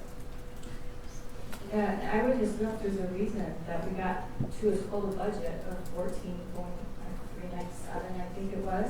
It's because in discussions and in gathering more information and in what was put in, that's where it landed. You know, and Karen testified that adding and deleting happens. So when we're in a budget process, again, the important word there is process, you know, changes are going to happen as information comes in. And so it wasn't the information that was a problem. We wanted the information. Commissioner Moss. One moment, I just want to speak to one thing that Commissioner Bodie had said. Look at page 20, charge 3. Ms. Hambley demonstrated competence, misconduct, and collective duty when failing to cooperate in the budget process. I highlight failed to cooperate in good faith. In the very beginning, making extreme hyperbolic statements to the media. It goes on here. She was clearly involved in the process for weeks. Instead of acting in good faith by cooperating in the process, she falsely claimed that the health department could be shut down. And this was well before a budget proposal had even been submitted to the Finance Committee. We're going to go to Commissioner Meadvine. Have you spoken yet? Yep. Just My follow-up is on what you just said, though. Okay, please continue. I'll go back to you. He's still in use on a moment. You're just talking about appropriateness, extreme language. Do you believe that it was appropriate or not extreme to ask Director Hambley to come up with a $2.5 million budget in less than 2 days? Yeah. I mean, you know that it wasn't $2.5 million budget, right? We're talking True. about revised True. 10 to $14 million budget, a 9 to $12 million. What percentage of the budget do you believe was a reduction? You're speaking specifically about general fund portion, but we know there's millions of dollars additional Grants. in And addition to to remove all all the grants and to make the reductions that you're, do you believe that 2 days is an appropriate amount of time to take care of that? I just heard you say, Question. remove all the grants. That Remove the sounds COVID grants. kind of like what was happening when Ms. Howard was. No, you know exactly what I was saying, Joe. So I'm just asking you. You know the truth. Answer the question. You know the truth. I am precise. Over them. No, I'm asking You guys, you. you're supposed, Joe, you're supposed to have this under control. Yeah. Commissioner Bergman, please do not interrupt, sir. Wow. Freedom of speech. Nice. Thank you. Wow. One thing that was very troubling to me during the whole time was the comments being made that during the hearing, saying that Adeline was doing this out of due diligence to the public. And I would argue that it very much was disparaging to the public because when she was going to the media very early on in the budget process, Adeline is very much aware of that we are in a budget process. The general public is not. So the general citizen here in Ottawa County that's not here today, or is not following online all the time, is not aware of how different things take place. And so nowhere in the statements that were made in good faith, from my point of view, because it wasn't ever stated. Currently in the budget process, this is where we're at. And so there was a lot of things left off that I would agree with the lack of truth. And it was very evident in people reaching out by emails or phone calls or in-person conversations. And when you were able to have the conversation intelligently with someone to talk about how we were in the budget process, and it wouldn't actually even be decided upon until the end of September, when you were having a real intellectual conversation and the emotions were down, you were able to get to that point. And it took a lot because there was a lot of fear mongering that did take place. But if you could get to that level and have a solid, stable conversation, it was the light bulb moment of them sharing, I did not know that. And why is it being presented this way in the media when this is just in the budget process? That happened over and over and over again. And the unfortunate part was I couldn't get to everyone to have a conversation because that fear had already taken place, and I couldn't get to the level of a conversation to have a stable conversation. But if they were able to spell the emotions, and I was able to walk through it step by step, then we were able to get somewhere. And so that, for me, it was a huge misconduct of Adeline, that she chose to do that with the public. And so when she states that she's for the public, to me, I just, I don't even have enough words to tell you how that was so frustrating to be during that process. I would point you to page 21, the charges. It says, well, while it is obviously appropriate to keep the public informed and updated as to the budgetary process, it is quite another to act dishonestly in bad faith, cause fear and panic in the community, and issue threats on nearly a daily basis that the health department is going to close, children will be harmed, implying people will die. In some instances, one of the quotes from the September 5 finance meeting, in some instances, you are literally taking services out of the mouths of children. So you can go back to page 21 first. Commissioner Rohde. Just kind of along those lines, I think this is particularly important in the responsibility of a health officer, because they also have, the responsibility of informing the public when there is an emergency, when there is a health threat. And so there needs to be a level of trust and honesty so that we know that we can rely on that person when they do come to us and there's something that we do need to take seriously. And so if we don't have truth happening in that position, and if we have fear-mongering going on in that position, the next time around, when there truly is a public health threat, we're not going to trust this person. Commissioner Salster. I think you read that paragraph, if I recall correctly. The paragraph ends, children will be harmed, and implying that people will die. I haven't read everything that McConnell has spoken to the press, but I don't think that she implies people will die. So if we're talking about truth and representation, let's make sure that we're using words correctly. Two, to the point of there was a $2.5 million general fund transfer proposed. That over time, fortunately enough, with accessing the fund balance, was improved. Would that have happened without public input? I really doubt it. At least to the level that we saw. At the end of the day, health education is not properly funded. In my estimation, Ottawa Food is not properly funded, but we are meeting minimum standards. I think in Ottawa County we should think a bit higher than minimum standards, but regardless, that process, in my estimation, would not have happened if Ms. Hambley had not engaged with the public. And there's no two worlds, there's no two worlds. Okay, All I know is how many people were meeting. You know, it might be one of the most value-added programs we have, but I don't know that. I don't know. So I have a thought, Commissioner Salstra. I was thinking about what you said.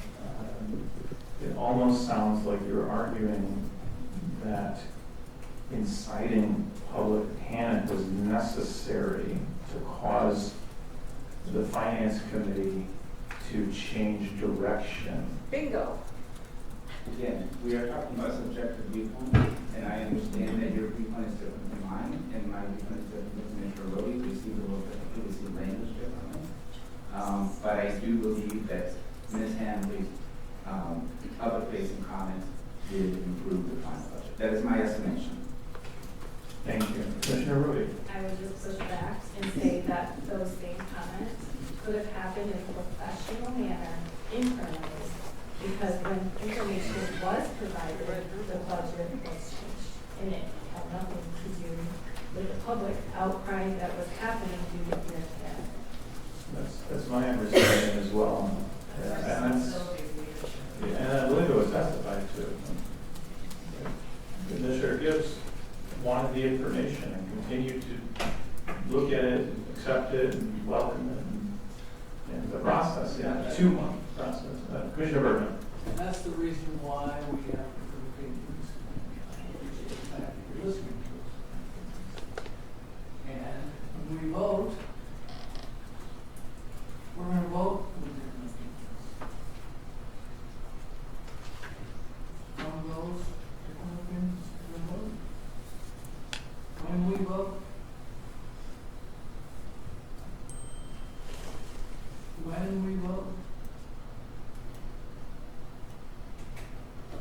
Yes, thank you.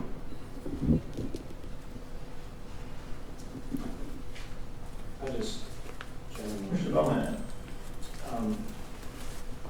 For the testimony from the folks who talked about the political environment, and that the political environment, was really kind of created as part of the new administration. I would just contend that this whole process is a political environment. Staff members carrying forward policy that's political activity, because it really is a matter of public rules and following procedure.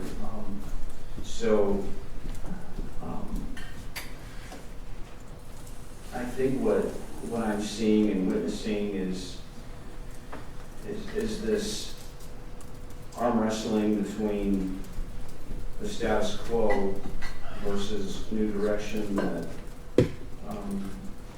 led to 8 seats being changed in 2022. And I believe that the status quo represents a continuation of a cycle where the seeking of grants, no matter what the strings attached, is encouraged. We have a cycle of continuing to go after more and more grants, and then these grants tend to commingle operations. So all the conversation about what's a COVID grant, I just, in my own mind, believe that the idea is that this cycle continues, status quo continues. It's a perpetuation of a constant crisis. And I think part of the, process that we've seen this past year is capitalizing on a crisis. And I think that I'm sitting in the seat because I think people in large numbers wanted a new direction.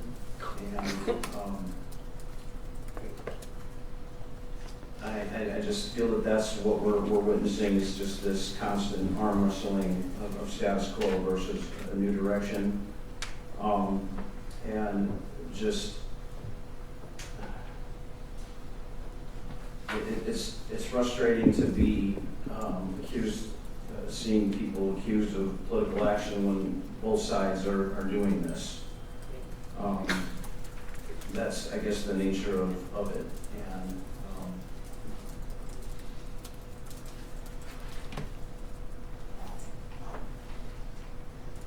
I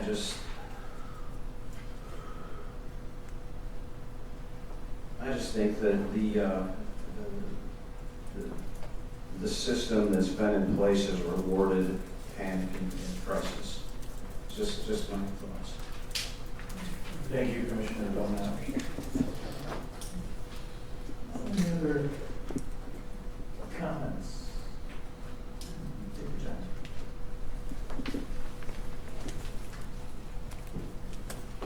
Commissioner Rhodey. I guess I appreciate what you're saying,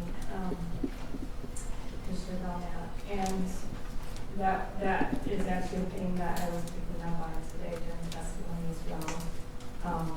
We've heard testimony with, complaints about Jordan Epperson, Cindy Drazinga, John Gibbs, a variety of commissioners, really all based on having a different ideology than people involved in the bureaucracy in this county. And honestly, it felt like some of this budget process was on the part of the health department taking opportunities to try to maybe standard's not the right word, but disparage the Board of Commissioners, with false information. And it is seemingly acceptable and embraced to have a left perspective in this county, and that is considered to be the neutral position. And anything to the right of that is unacceptable, and will be driven out of town by the press and with political activism from the bureaucracy. And so, I think that there needs to be some good faith within this county with our employees, and we have the best interest of the people of the county while we're working up here on this board. And I appreciate what you said, Commissioner Zastra. Yes, some of us do have very different worldviews, but it doesn't mean that we are opposed to each other as people.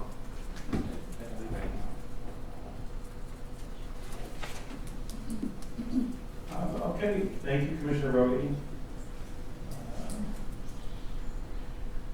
Something that I guess what I said in the beginning, talking about roles, responsibilities, it is the role, it is a responsibility of this board, whether it's the finance committee or the board, to set direction.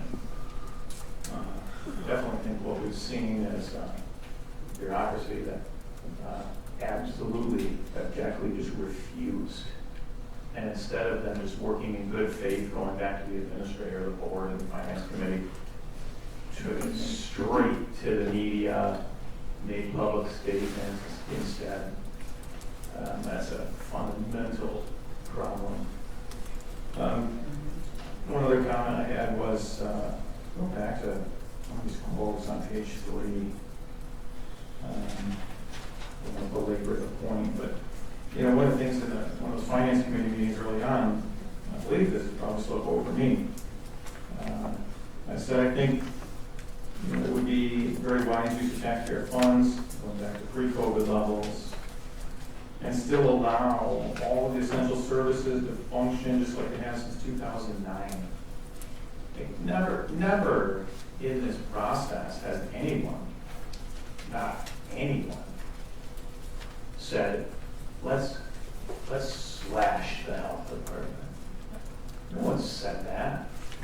The language is completely different. Let's go back to pre-COVID levels. Let's look at the numbers and try to go back. And you know what? Where we ended up is not where I thought we would end up. I thought we might be lower. And that's okay.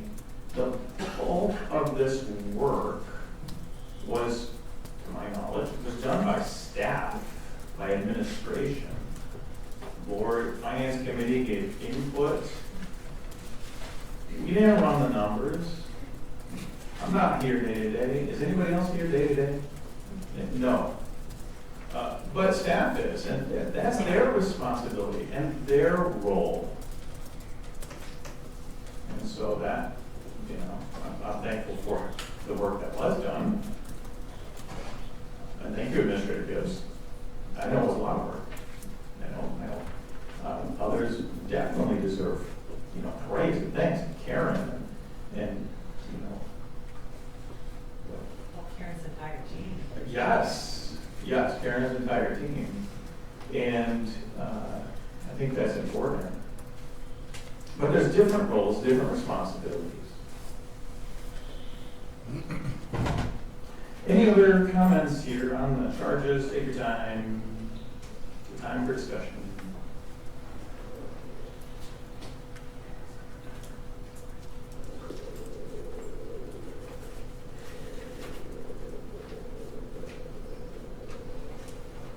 So, see no additional, there will be some more time when we get to 12 to have discussion, but we're not there yet. And I'm going to come back to you, Commissioner, next week before that.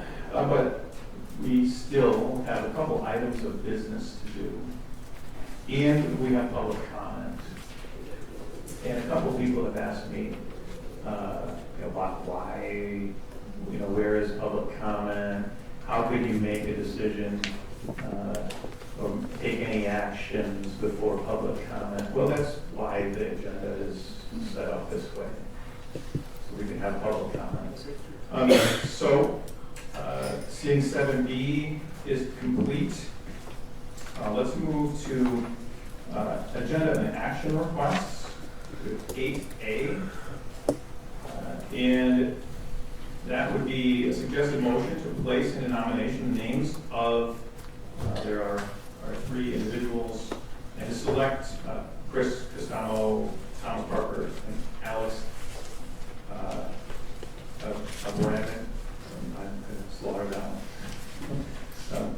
And to select one to fill one Democratic Party appointment vacancy on the board of the county canvassers beginning November 1, 2023 and ending October 31, 2027.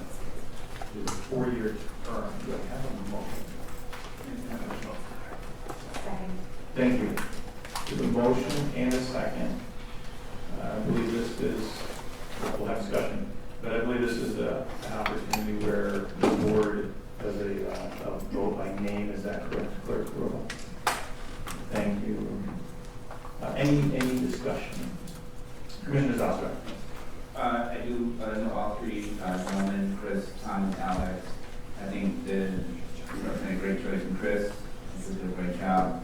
So in addition to the recommendation of the county clerk, as a low Democratic report, but I also recommend Chris Costamo. Thank you. Anything additional?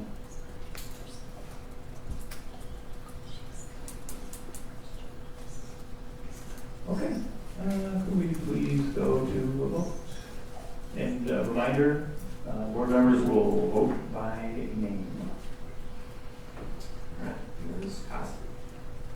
Chris Costamo. Mr. Burton. Chris. Mr. Stiles. Chris Costamo. Mr. Tom. Costamo. Mrs. Needham. Chris. Mrs. Curran. Chris Costamo. Mrs. Evil. Chris. Mr. Valentine. Chris Costamo. Mrs. Brody. Chris Costamo. And Mr. Moss. Chris Costello. All right, thank you. Moving on to B, we have a suggested motion to place in a nomination of names of three individuals, Carrie Brink, Lloyd Burdine, and Cindy Lorky, and to select one to fill the Republican Party appointment vacancy on the board of county canvassers beginning November 1, 2023, and ending October 31, 2027, which is a 4-year term. Mr. Chair, I apologize, there's just a typo on here, and it's completely my fault. It's actually Lloyd Zan copy, just so that you're aware. Zan. Zan-U-Y-N. Thank you. With that slight adjustment, do we have a motion? Support. Motion and support, thank you. Any comments, any discussion on this one? I'm going to be voting for Lloyd Van Dyne. I know Lloyd from work on elections, and he is definitely in support of free, fair, and transparent elections. Help with some data analytics work, and I know he will be available up to 14 days. Thank you. Commissioner Beachman. Also done a little bit of homework on these three, and I will also be voting for Lloyd. From my knowledge, Cindy had shared that I don't think that she's around enough to do this. I could be wrong. I don't know if she reached out to Clerk Roebuck on that at all. But I don't think she's actually considering being nominated. I could confirm that. She was at a GOP event I was at, and she came up to me and told me that she would prefer not to be selected. She's not communicated that much to me, but. She is a wonderful person. You would have let me know if that had been communicated. I think she, it was late, and she realized late. She'll be traveling or something. Any other discussion, any comment? Lloyd's a gentleman, Justin.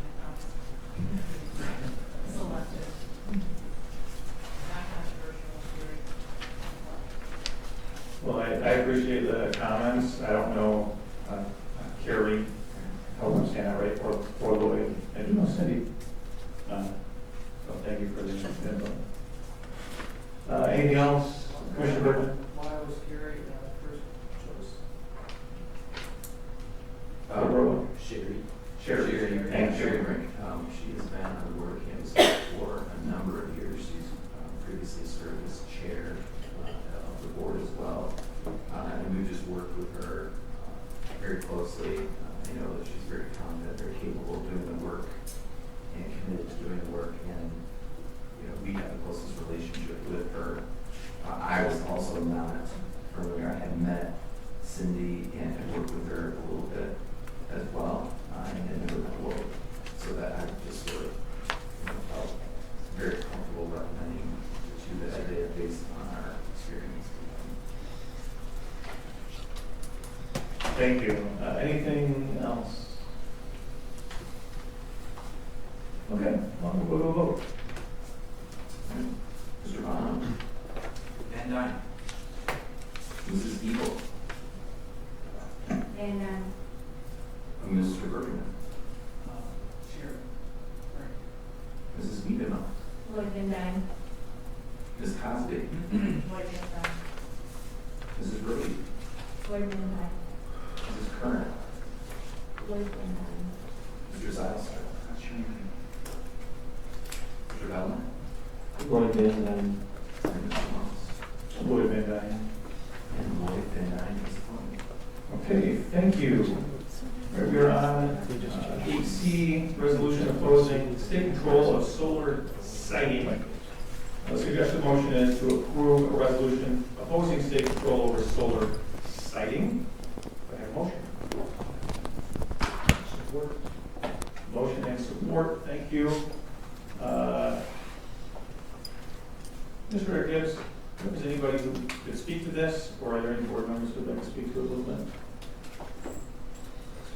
Sure, yeah, absolutely. Thank you. Chair Moss, there's legislation under consideration to make the decisions on whether or not to site solar fields, I guess. and take away from local jurisdictions within the state. I believe it as asked committee in the State House, and the Michigan Association of Counties is strongly against it, and has been urging counties to voice their opposition to it. And many counties have already passed this resolution or their version of it. And so this is something that's, again, happening all across the state, and by all measures, it's really a bad idea. So that's kind of the background behind this resolution. And the state moved forward, it would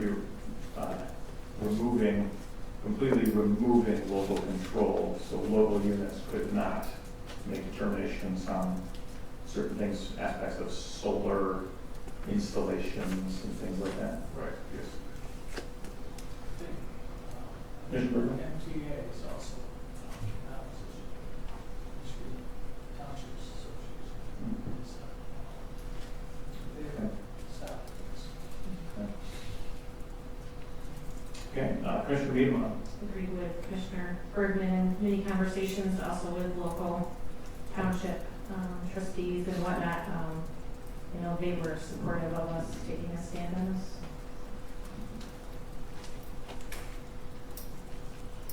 Okay, well, the motion is to approve a resolution imposing state control over solar siting. There's no additional discussion, then if we could please go to a vote. Put a roll up in here. Yes, sir. Mr. Belknap? Yes. Mrs. Curran? Yes. Ms. Cosby? Yes. Mr. Bottom? Yes. Mrs. Brody? Yes. Mr. Zylstra? No. Mrs. Wiedemann? Yes. Mrs. Evil? No. And Mr. Bergman? Yes. And Mr. Moss? Yes. Thank you. Okay, we have reached public comments. This is an opportunity to address the board. You have 3 minutes. If you please direct your comments toward the chair.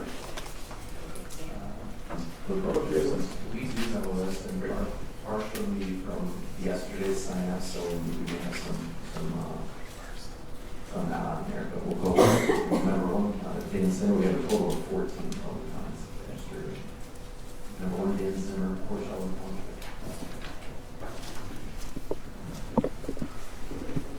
Township. Dan Zimmer, Port Sheldon Township, Chairman and members of the room.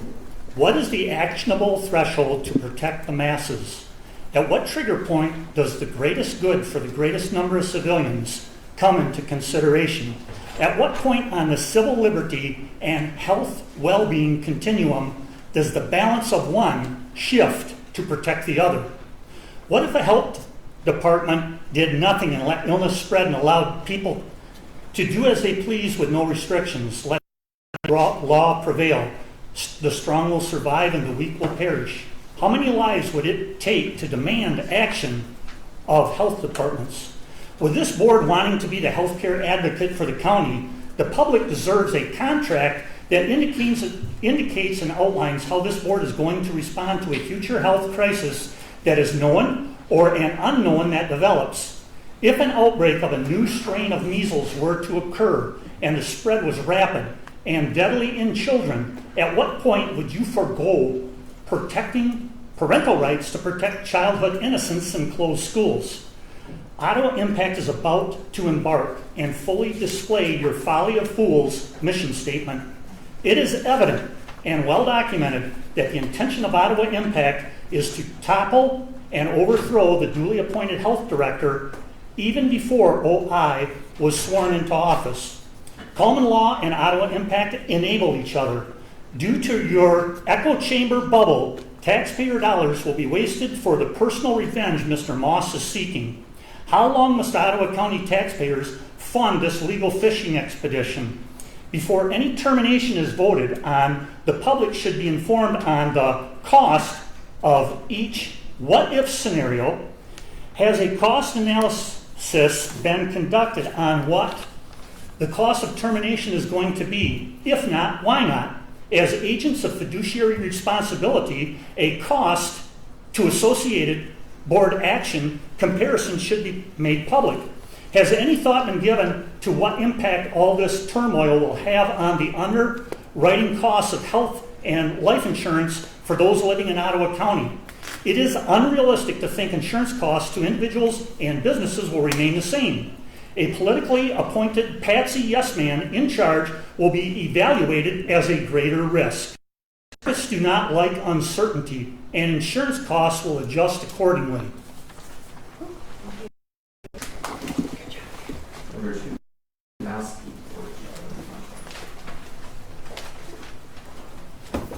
My name is David Barnowski, and I'd like to wait until the chair returns because my comments were going to be directed at him.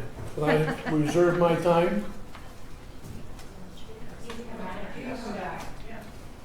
Howard. Yeah, he says we've got to address the chair. Yeah, we have to address the chair. When I want to revisit. He's right here. He's right here. Yeah, that is true though.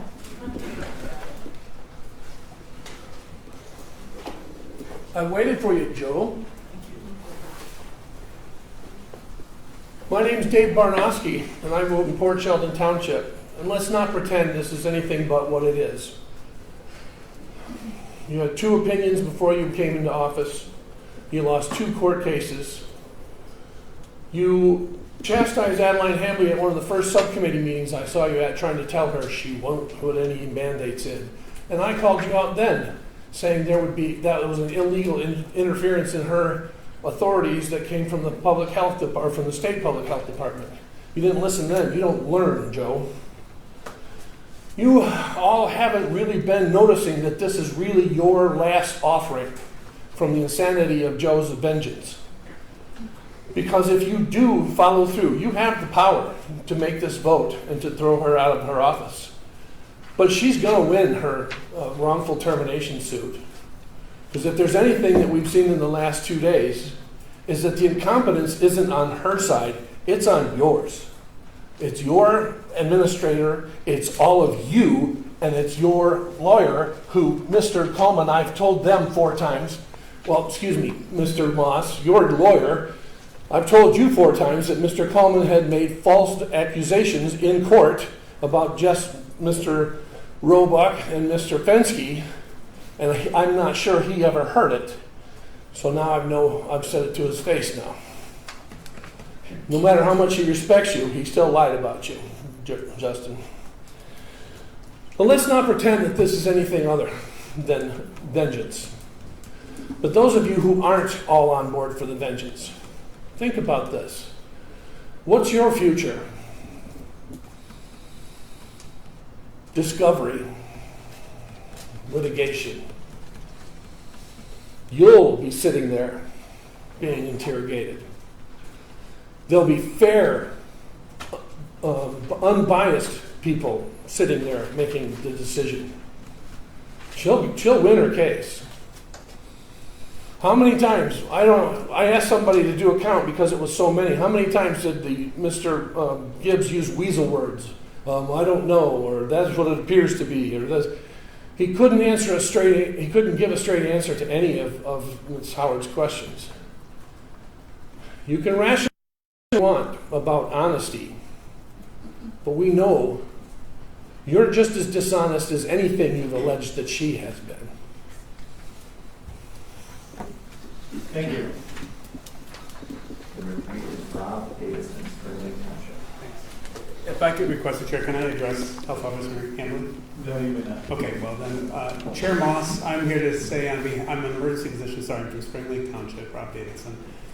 I sit on the other extreme of healthcare, as does public health in emergency medicine, and I will acknowledge, I went back and got my MPH because I believe this to be true. Public health has in fact saved more lives than the collection of emergency doctors that have ever worked on this planet, with sanitation, with vaccines, which you all are trying to undermine in this county, with dental programs with family planning programs. I want to, through you, thank Officer Hambley for going to Grand Valley and for preventing STD propagation in those 6 people that they found that one day.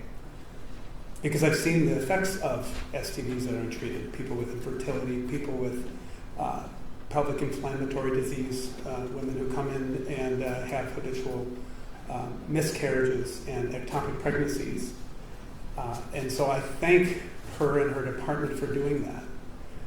When you talk about inflammatory language of Health Officer Hambley, and yet you state that in going to a college campus or in going to a pride festival where adults are being targeted for health interventions, they are sexualizing children. If that isn't inflammatory, nothing is. And on behalf of myself as a physician, my wife as a physician, and countless physicians I've interacted with, I can look at her while I'm talking to you. We are so thankful for this health officer, her leadership in this county, for the people who served under her. We have already started to organize to oppose Nate Kelly being inserted in that office, someone like him, a COVID denier, a vaccine skeptic, someone who promotes ivermectin, which is an unproven and randomized controlled trial proven non-treatment for COVID-19. We are sending emails to the state. They have told us that they will not rule until that position is open, but that they are looking for the health of Ottawa County when they make that decision. And I will tell you all, through your chair, you all got here under a fluke of a primary process of a low voter turnout and no Democratic opposition county commission 2 years ago. Going into 2024, we were asleep. We fell asleep. We screwed up. We're not asleep anymore. I'm going to be supporting a conservative Republican in a primary in District 9 that I don't agree with on 99% of things, but he agrees with good governance and honesty and truth, which you do not, and that will be the end of this majority. Thanks. Thank you. Number 4 is Dan Scrissima, Georgetown Township. Not present. Number 5 is Rebecca Patrick, Allendale Township.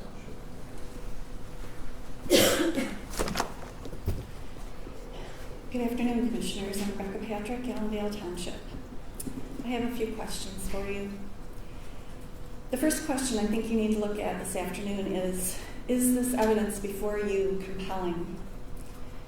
Is it indicative of true misconduct, incompetence, neglect of duty? I have not seen that today. There have been 7 witnesses that you heard from, every one of which Ms. Howard asked, is Ms. Hambley guilty of those things? Every one of which said, to their knowledge, no, she was not. And they work with her, day in, day out, 7 days, 5 days a week, 52 weeks a year. They can't see it. Has she been dishonest? There's no proof of that. She has stated the facts in ways that you don't like, but I have not seen any evidence whatsoever that she misstated anything that had to do with the budget, which she seemed to think she did. In fact, I have seen where, as Commissioner Zylstra pointed out, she quoted some of you about what the budget numbers were at a given time, but dishonesty, not seeing it. Has she been uncooperative, which is what was alleged in your charges? I have seen a lot of back and forth. I have seen a lot of issues with cooperation. I have seen a lot of patterns with cooperation since January, but none of them can be laid in Ms. Hambley's footsteps. How about inciting fear? Commissioner Miedema seemed to think that to inform the public is to incite fear. I think that is a misconception among some of you who do not understand public service, that public information is just that. It is never a bad thing to inform the public about what their elected officials are doing. What is the second issue I think you need to look at? I think it is that are the people who are making these charges themselves truly trustworthy in terms of their honesty and good faith? Let's look at the discussion you've already had here. Commissioner Brody in particular is concerned about honesty, but yet we have already seen where Commissioner Moss was the first one to go public about the $2.5 million budget and then criticize Ms. Hambley for doing likewise. I want to talk about the third issue, which I think really gets to the crux of this, which is in light of all of these questions in terms of your process in terms of the trustworthiness of the people making allegations, in terms of the evidence itself.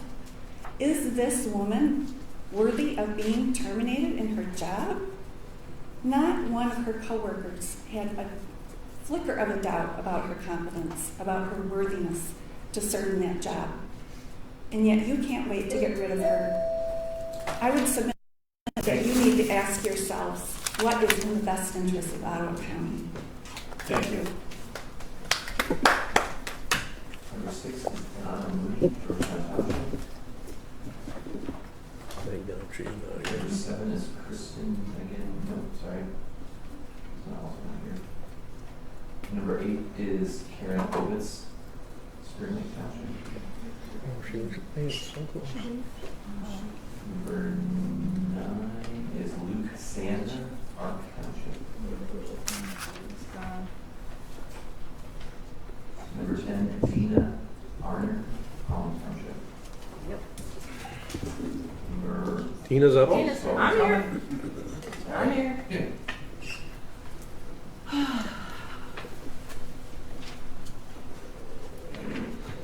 Dina Arner, Holland Township. I had actually, for a change, prepared remarks and actually took the time to write them down and polish them. But the waves of hypocrisy coming from the front of this room washed those words completely away from me. I could not keep quiet as you had your deliberations and talked about the importance of trust. It is incredibly laughable that a board that came in on day one, before they were even sworn in, with all of their decisions made, including hiring someone for a job available, has the gall to talk about people being able to trust their politicians. How can anyone trust the majority of this board when you obviously met before you were installed in violation of the spirit of the law, if not the letter of the law, and made all sorts of decisions out of the public after you ran on a platform of transparency? I'm surprised the hypocrisy doesn't knock me on my ass.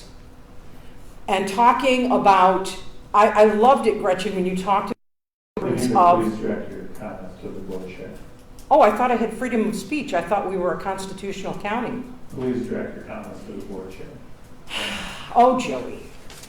Then please remember how hypocritical it was of Gretchen to go on about the way that was hired when she can't even get her story straight about how Nate Kelly came to be their pick on January 3rd, before she was a commissioner, before there was a job opening, when there was no job listing posted so that other people could apply for the job.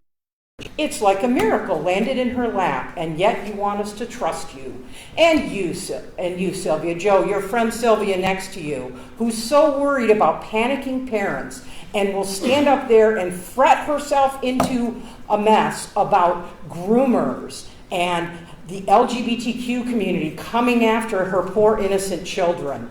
That is not what's happening. And if you don't know that, then you're a bigger fool than we think you are. We just assume you're playing to your base and working them up so that they won't notice that you're sending all of their tax dollars into Mr. Coleman's wallet. But for you to pretend that informing the community rightly that your plans to cut the budget in the health department could have serious impacts on every person in the community is much more truthful than you clutching your pearls about a few drag queens in front of mostly adults. Thank you. Thank you. Number 11 is also not here. Number 12, Marla Walters, Holland Township.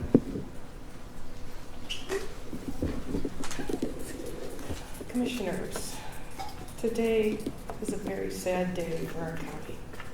My heart breaks for Ms. Hambley and for all the employees of the health department who are suffering because of this. Adeline is a qualified and experienced health officer who is dedicated to making Ottawa County a safe and healthy place to live. She has no political agenda. She just wants to do her job and serve the public. As commissioners, you are tasked with objectively observing the facts. If you do, you will conclude that Adeline Hambley should continue in her role as health officer, and all of us will be much better off because of it. Thank you. Thank you.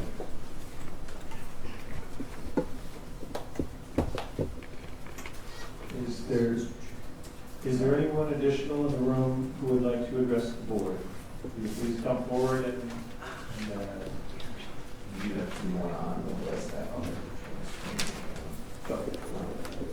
Alabama and Surrey, number 13, Allen Township. Or John. Oh, he's here. We'll continue with the list, yeah, and then we'll continue with others who are. Okay.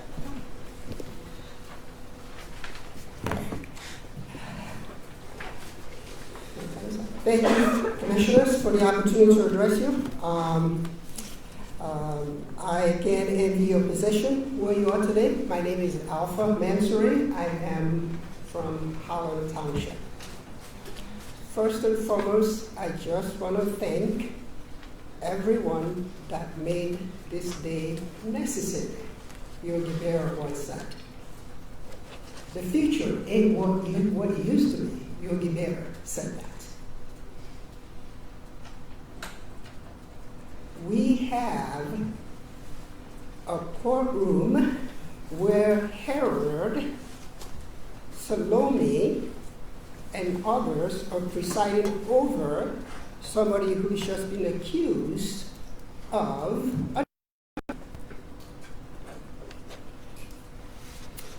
They spend an extensive amount of time trying to explain what adultery is.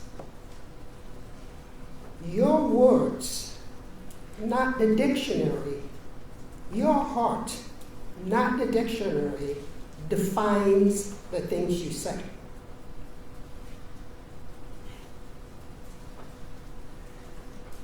You see, the blood of your politics is thicker than the blood of Jesus. The blood of your associations is thicker than the health of this community and the blood of Jesus. We suffer in community, we heal in community.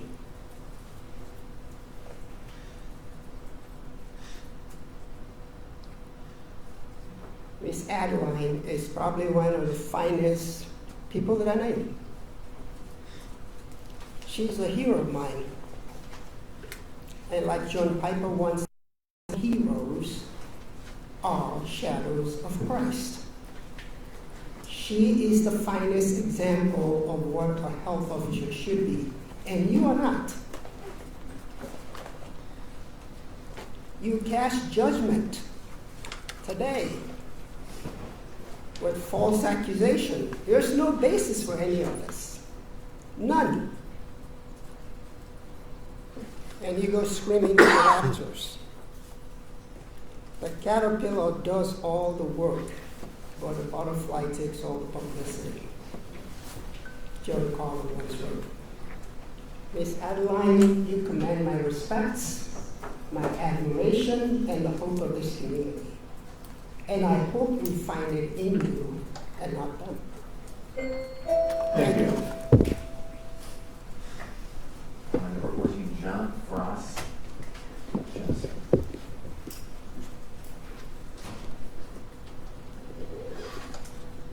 So this is, I'm John Frost, Jensen, Michigan. So this is what a far right-wing conspiratorial commission looks like. Just curious, I've been hearing this for the last 9 months or so. You were elected to conduct the business of this county, which you're doing. This is the business of the county. You were elected to hold accountable those who abused power the last couple of years. The health department.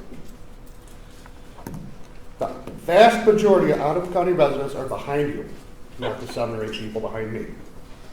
That does not represent the vast majority of this county. Trust me, it does not. That being said, public confusion, I don't know. Now misconduct, let's talk about misconduct. The very fact that this has gained national notoriety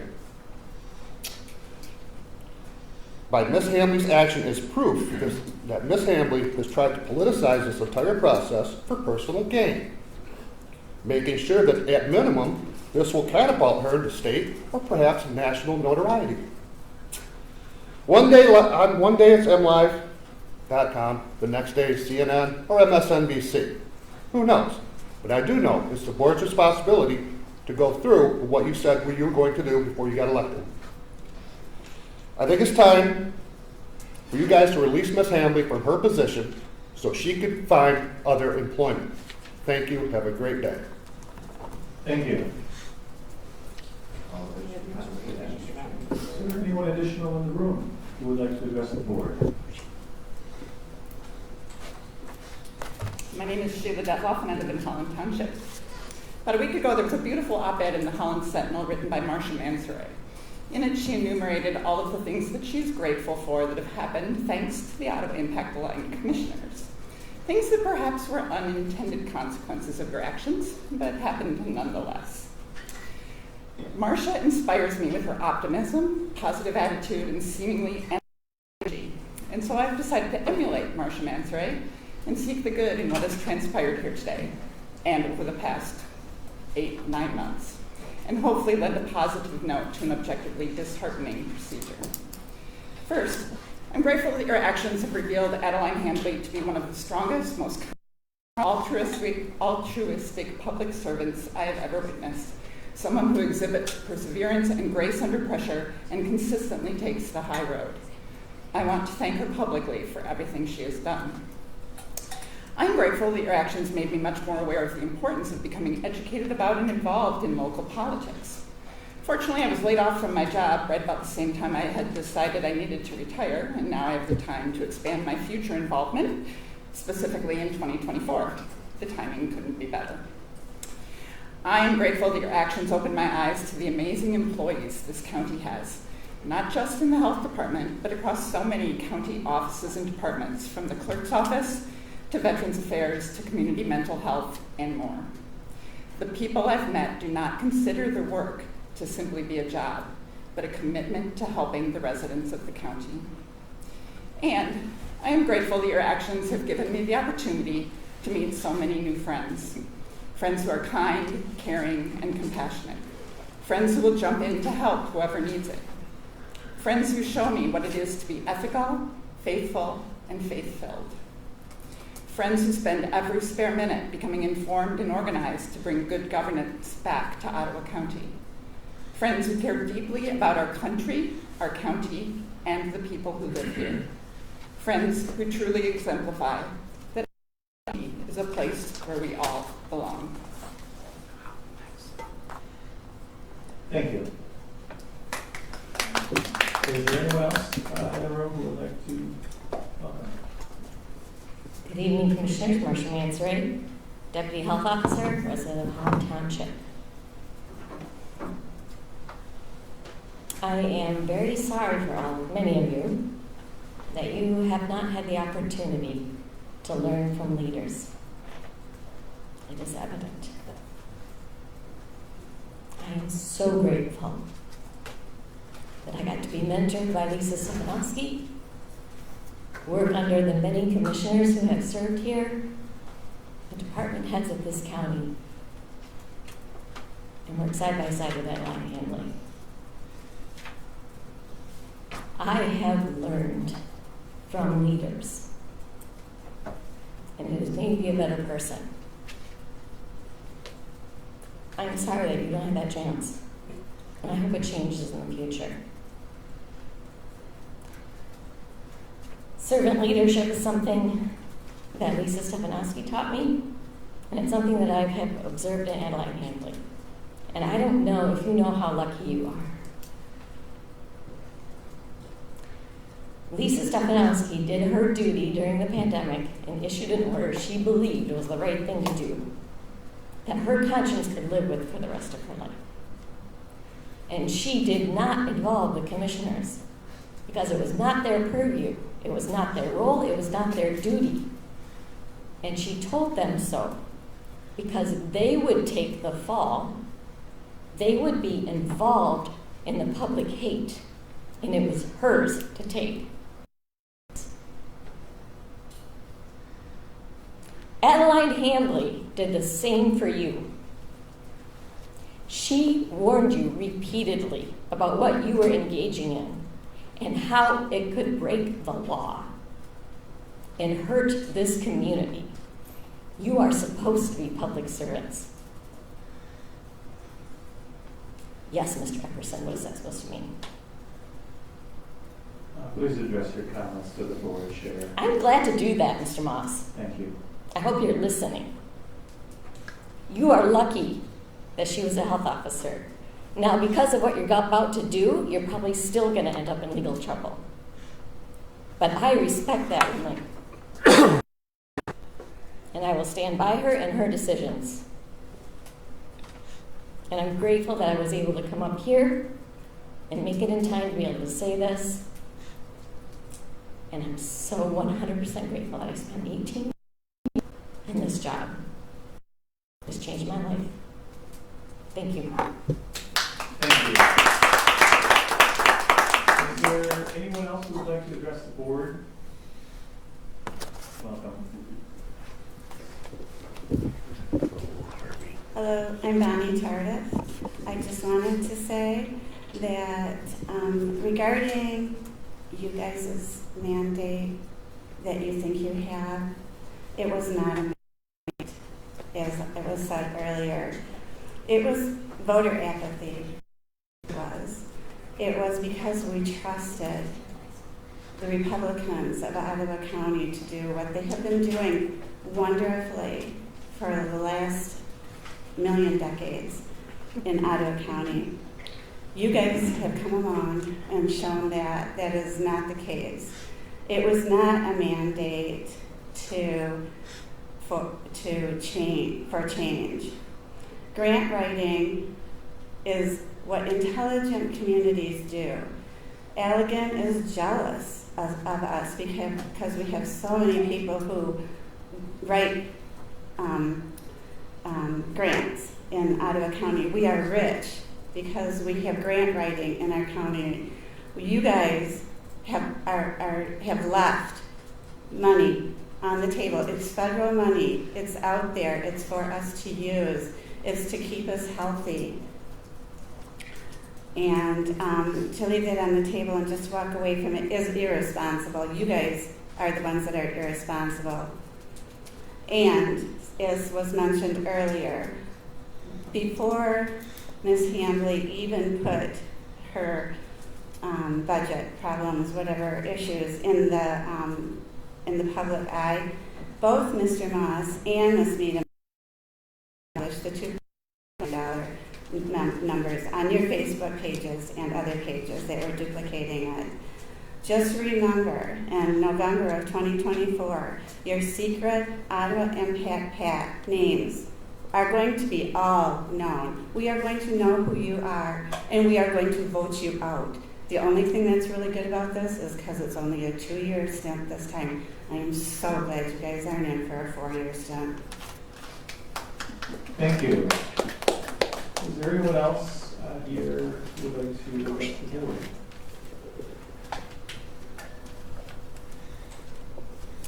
Hi, Chantal Martineau, Park Township. I'm obviously a member of the public, and I've been watching what you guys have been doing since January 3rd. I've been here in person for most of the meetings since the end of February. And I would just like to say that your disregard for the truth and contempt for the members of the public like me that you are supposed to serve is obvious in nearly everything that you do and say. And I've been out canvassing for the recall to gather signatures for the recall petition for District 2 Commissioner Lucy Ebel. And I knocked on a lot of doors. A lot of people aren't home. And a lot of people really don't know what's going on, don't really care what's going on. And it's hard to get people to sign the petition. Some people are very eager and anxious to sign, but a lot of people don't really want to get involved. And I was talking to one woman, and I explained that she didn't really know what the Board of Commissioners did, so I told her that one of their main responsibilities was that they have control over the budget.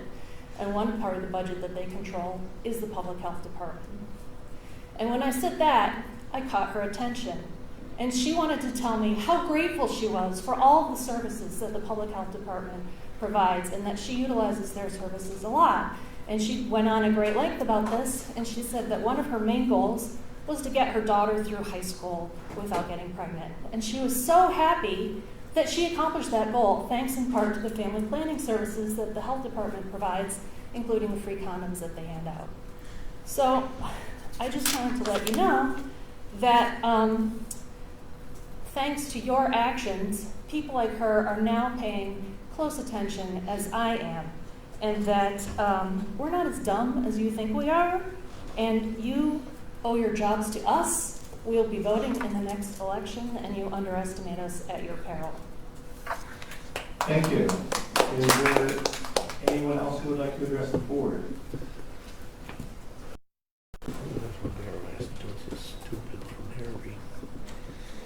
Thank you, Harvey Nickel from Jennison.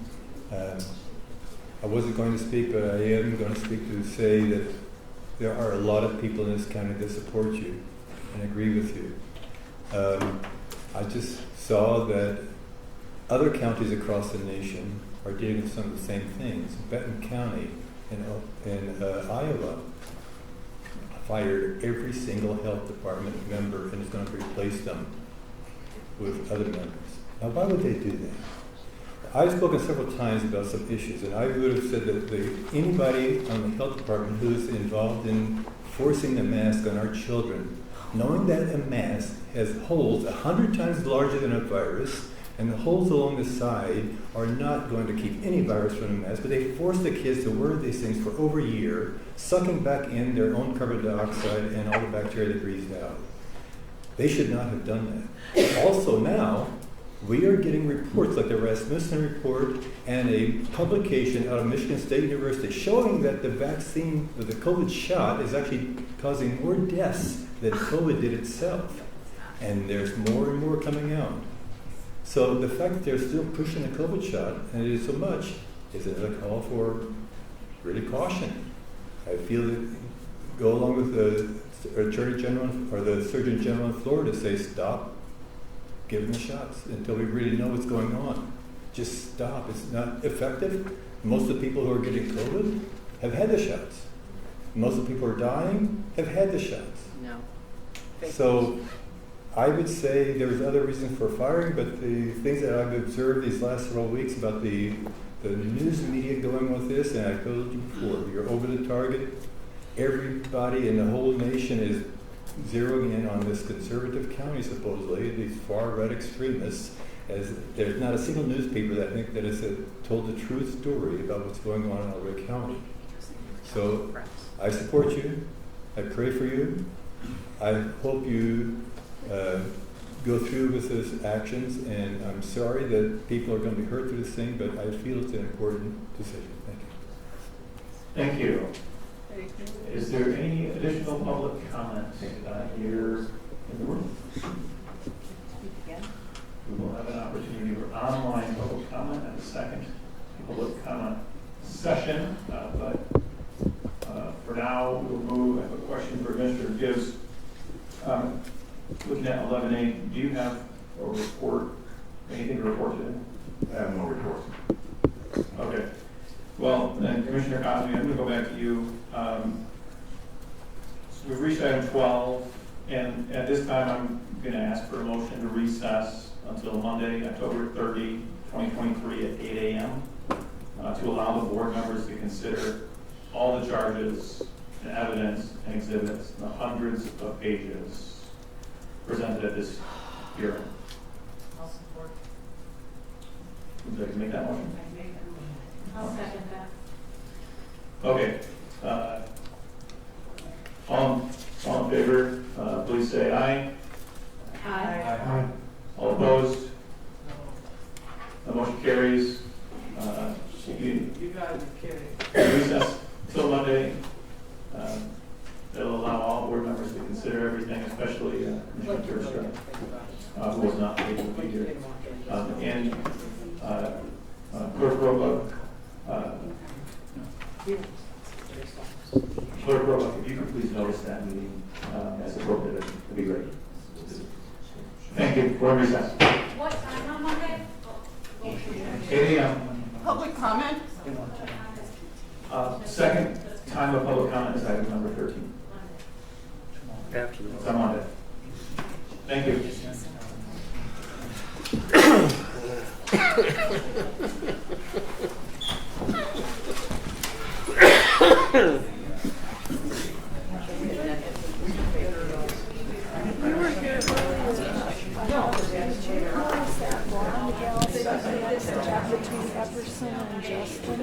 Yeah, I know. Who is that? She's from the staff and clerks. She works in the clerk's office? Yeah. Oh, okay. We didn't know who she was. She's in the clerk's office. Because they don't have their culture. Cheer them on when they make the decision. That's my, sure. I think so. Oh, so do you. Yeah, all they have is hard. Normally I've been that other guy. AK Jack. You want to talk about it now, or? Message to get everybody.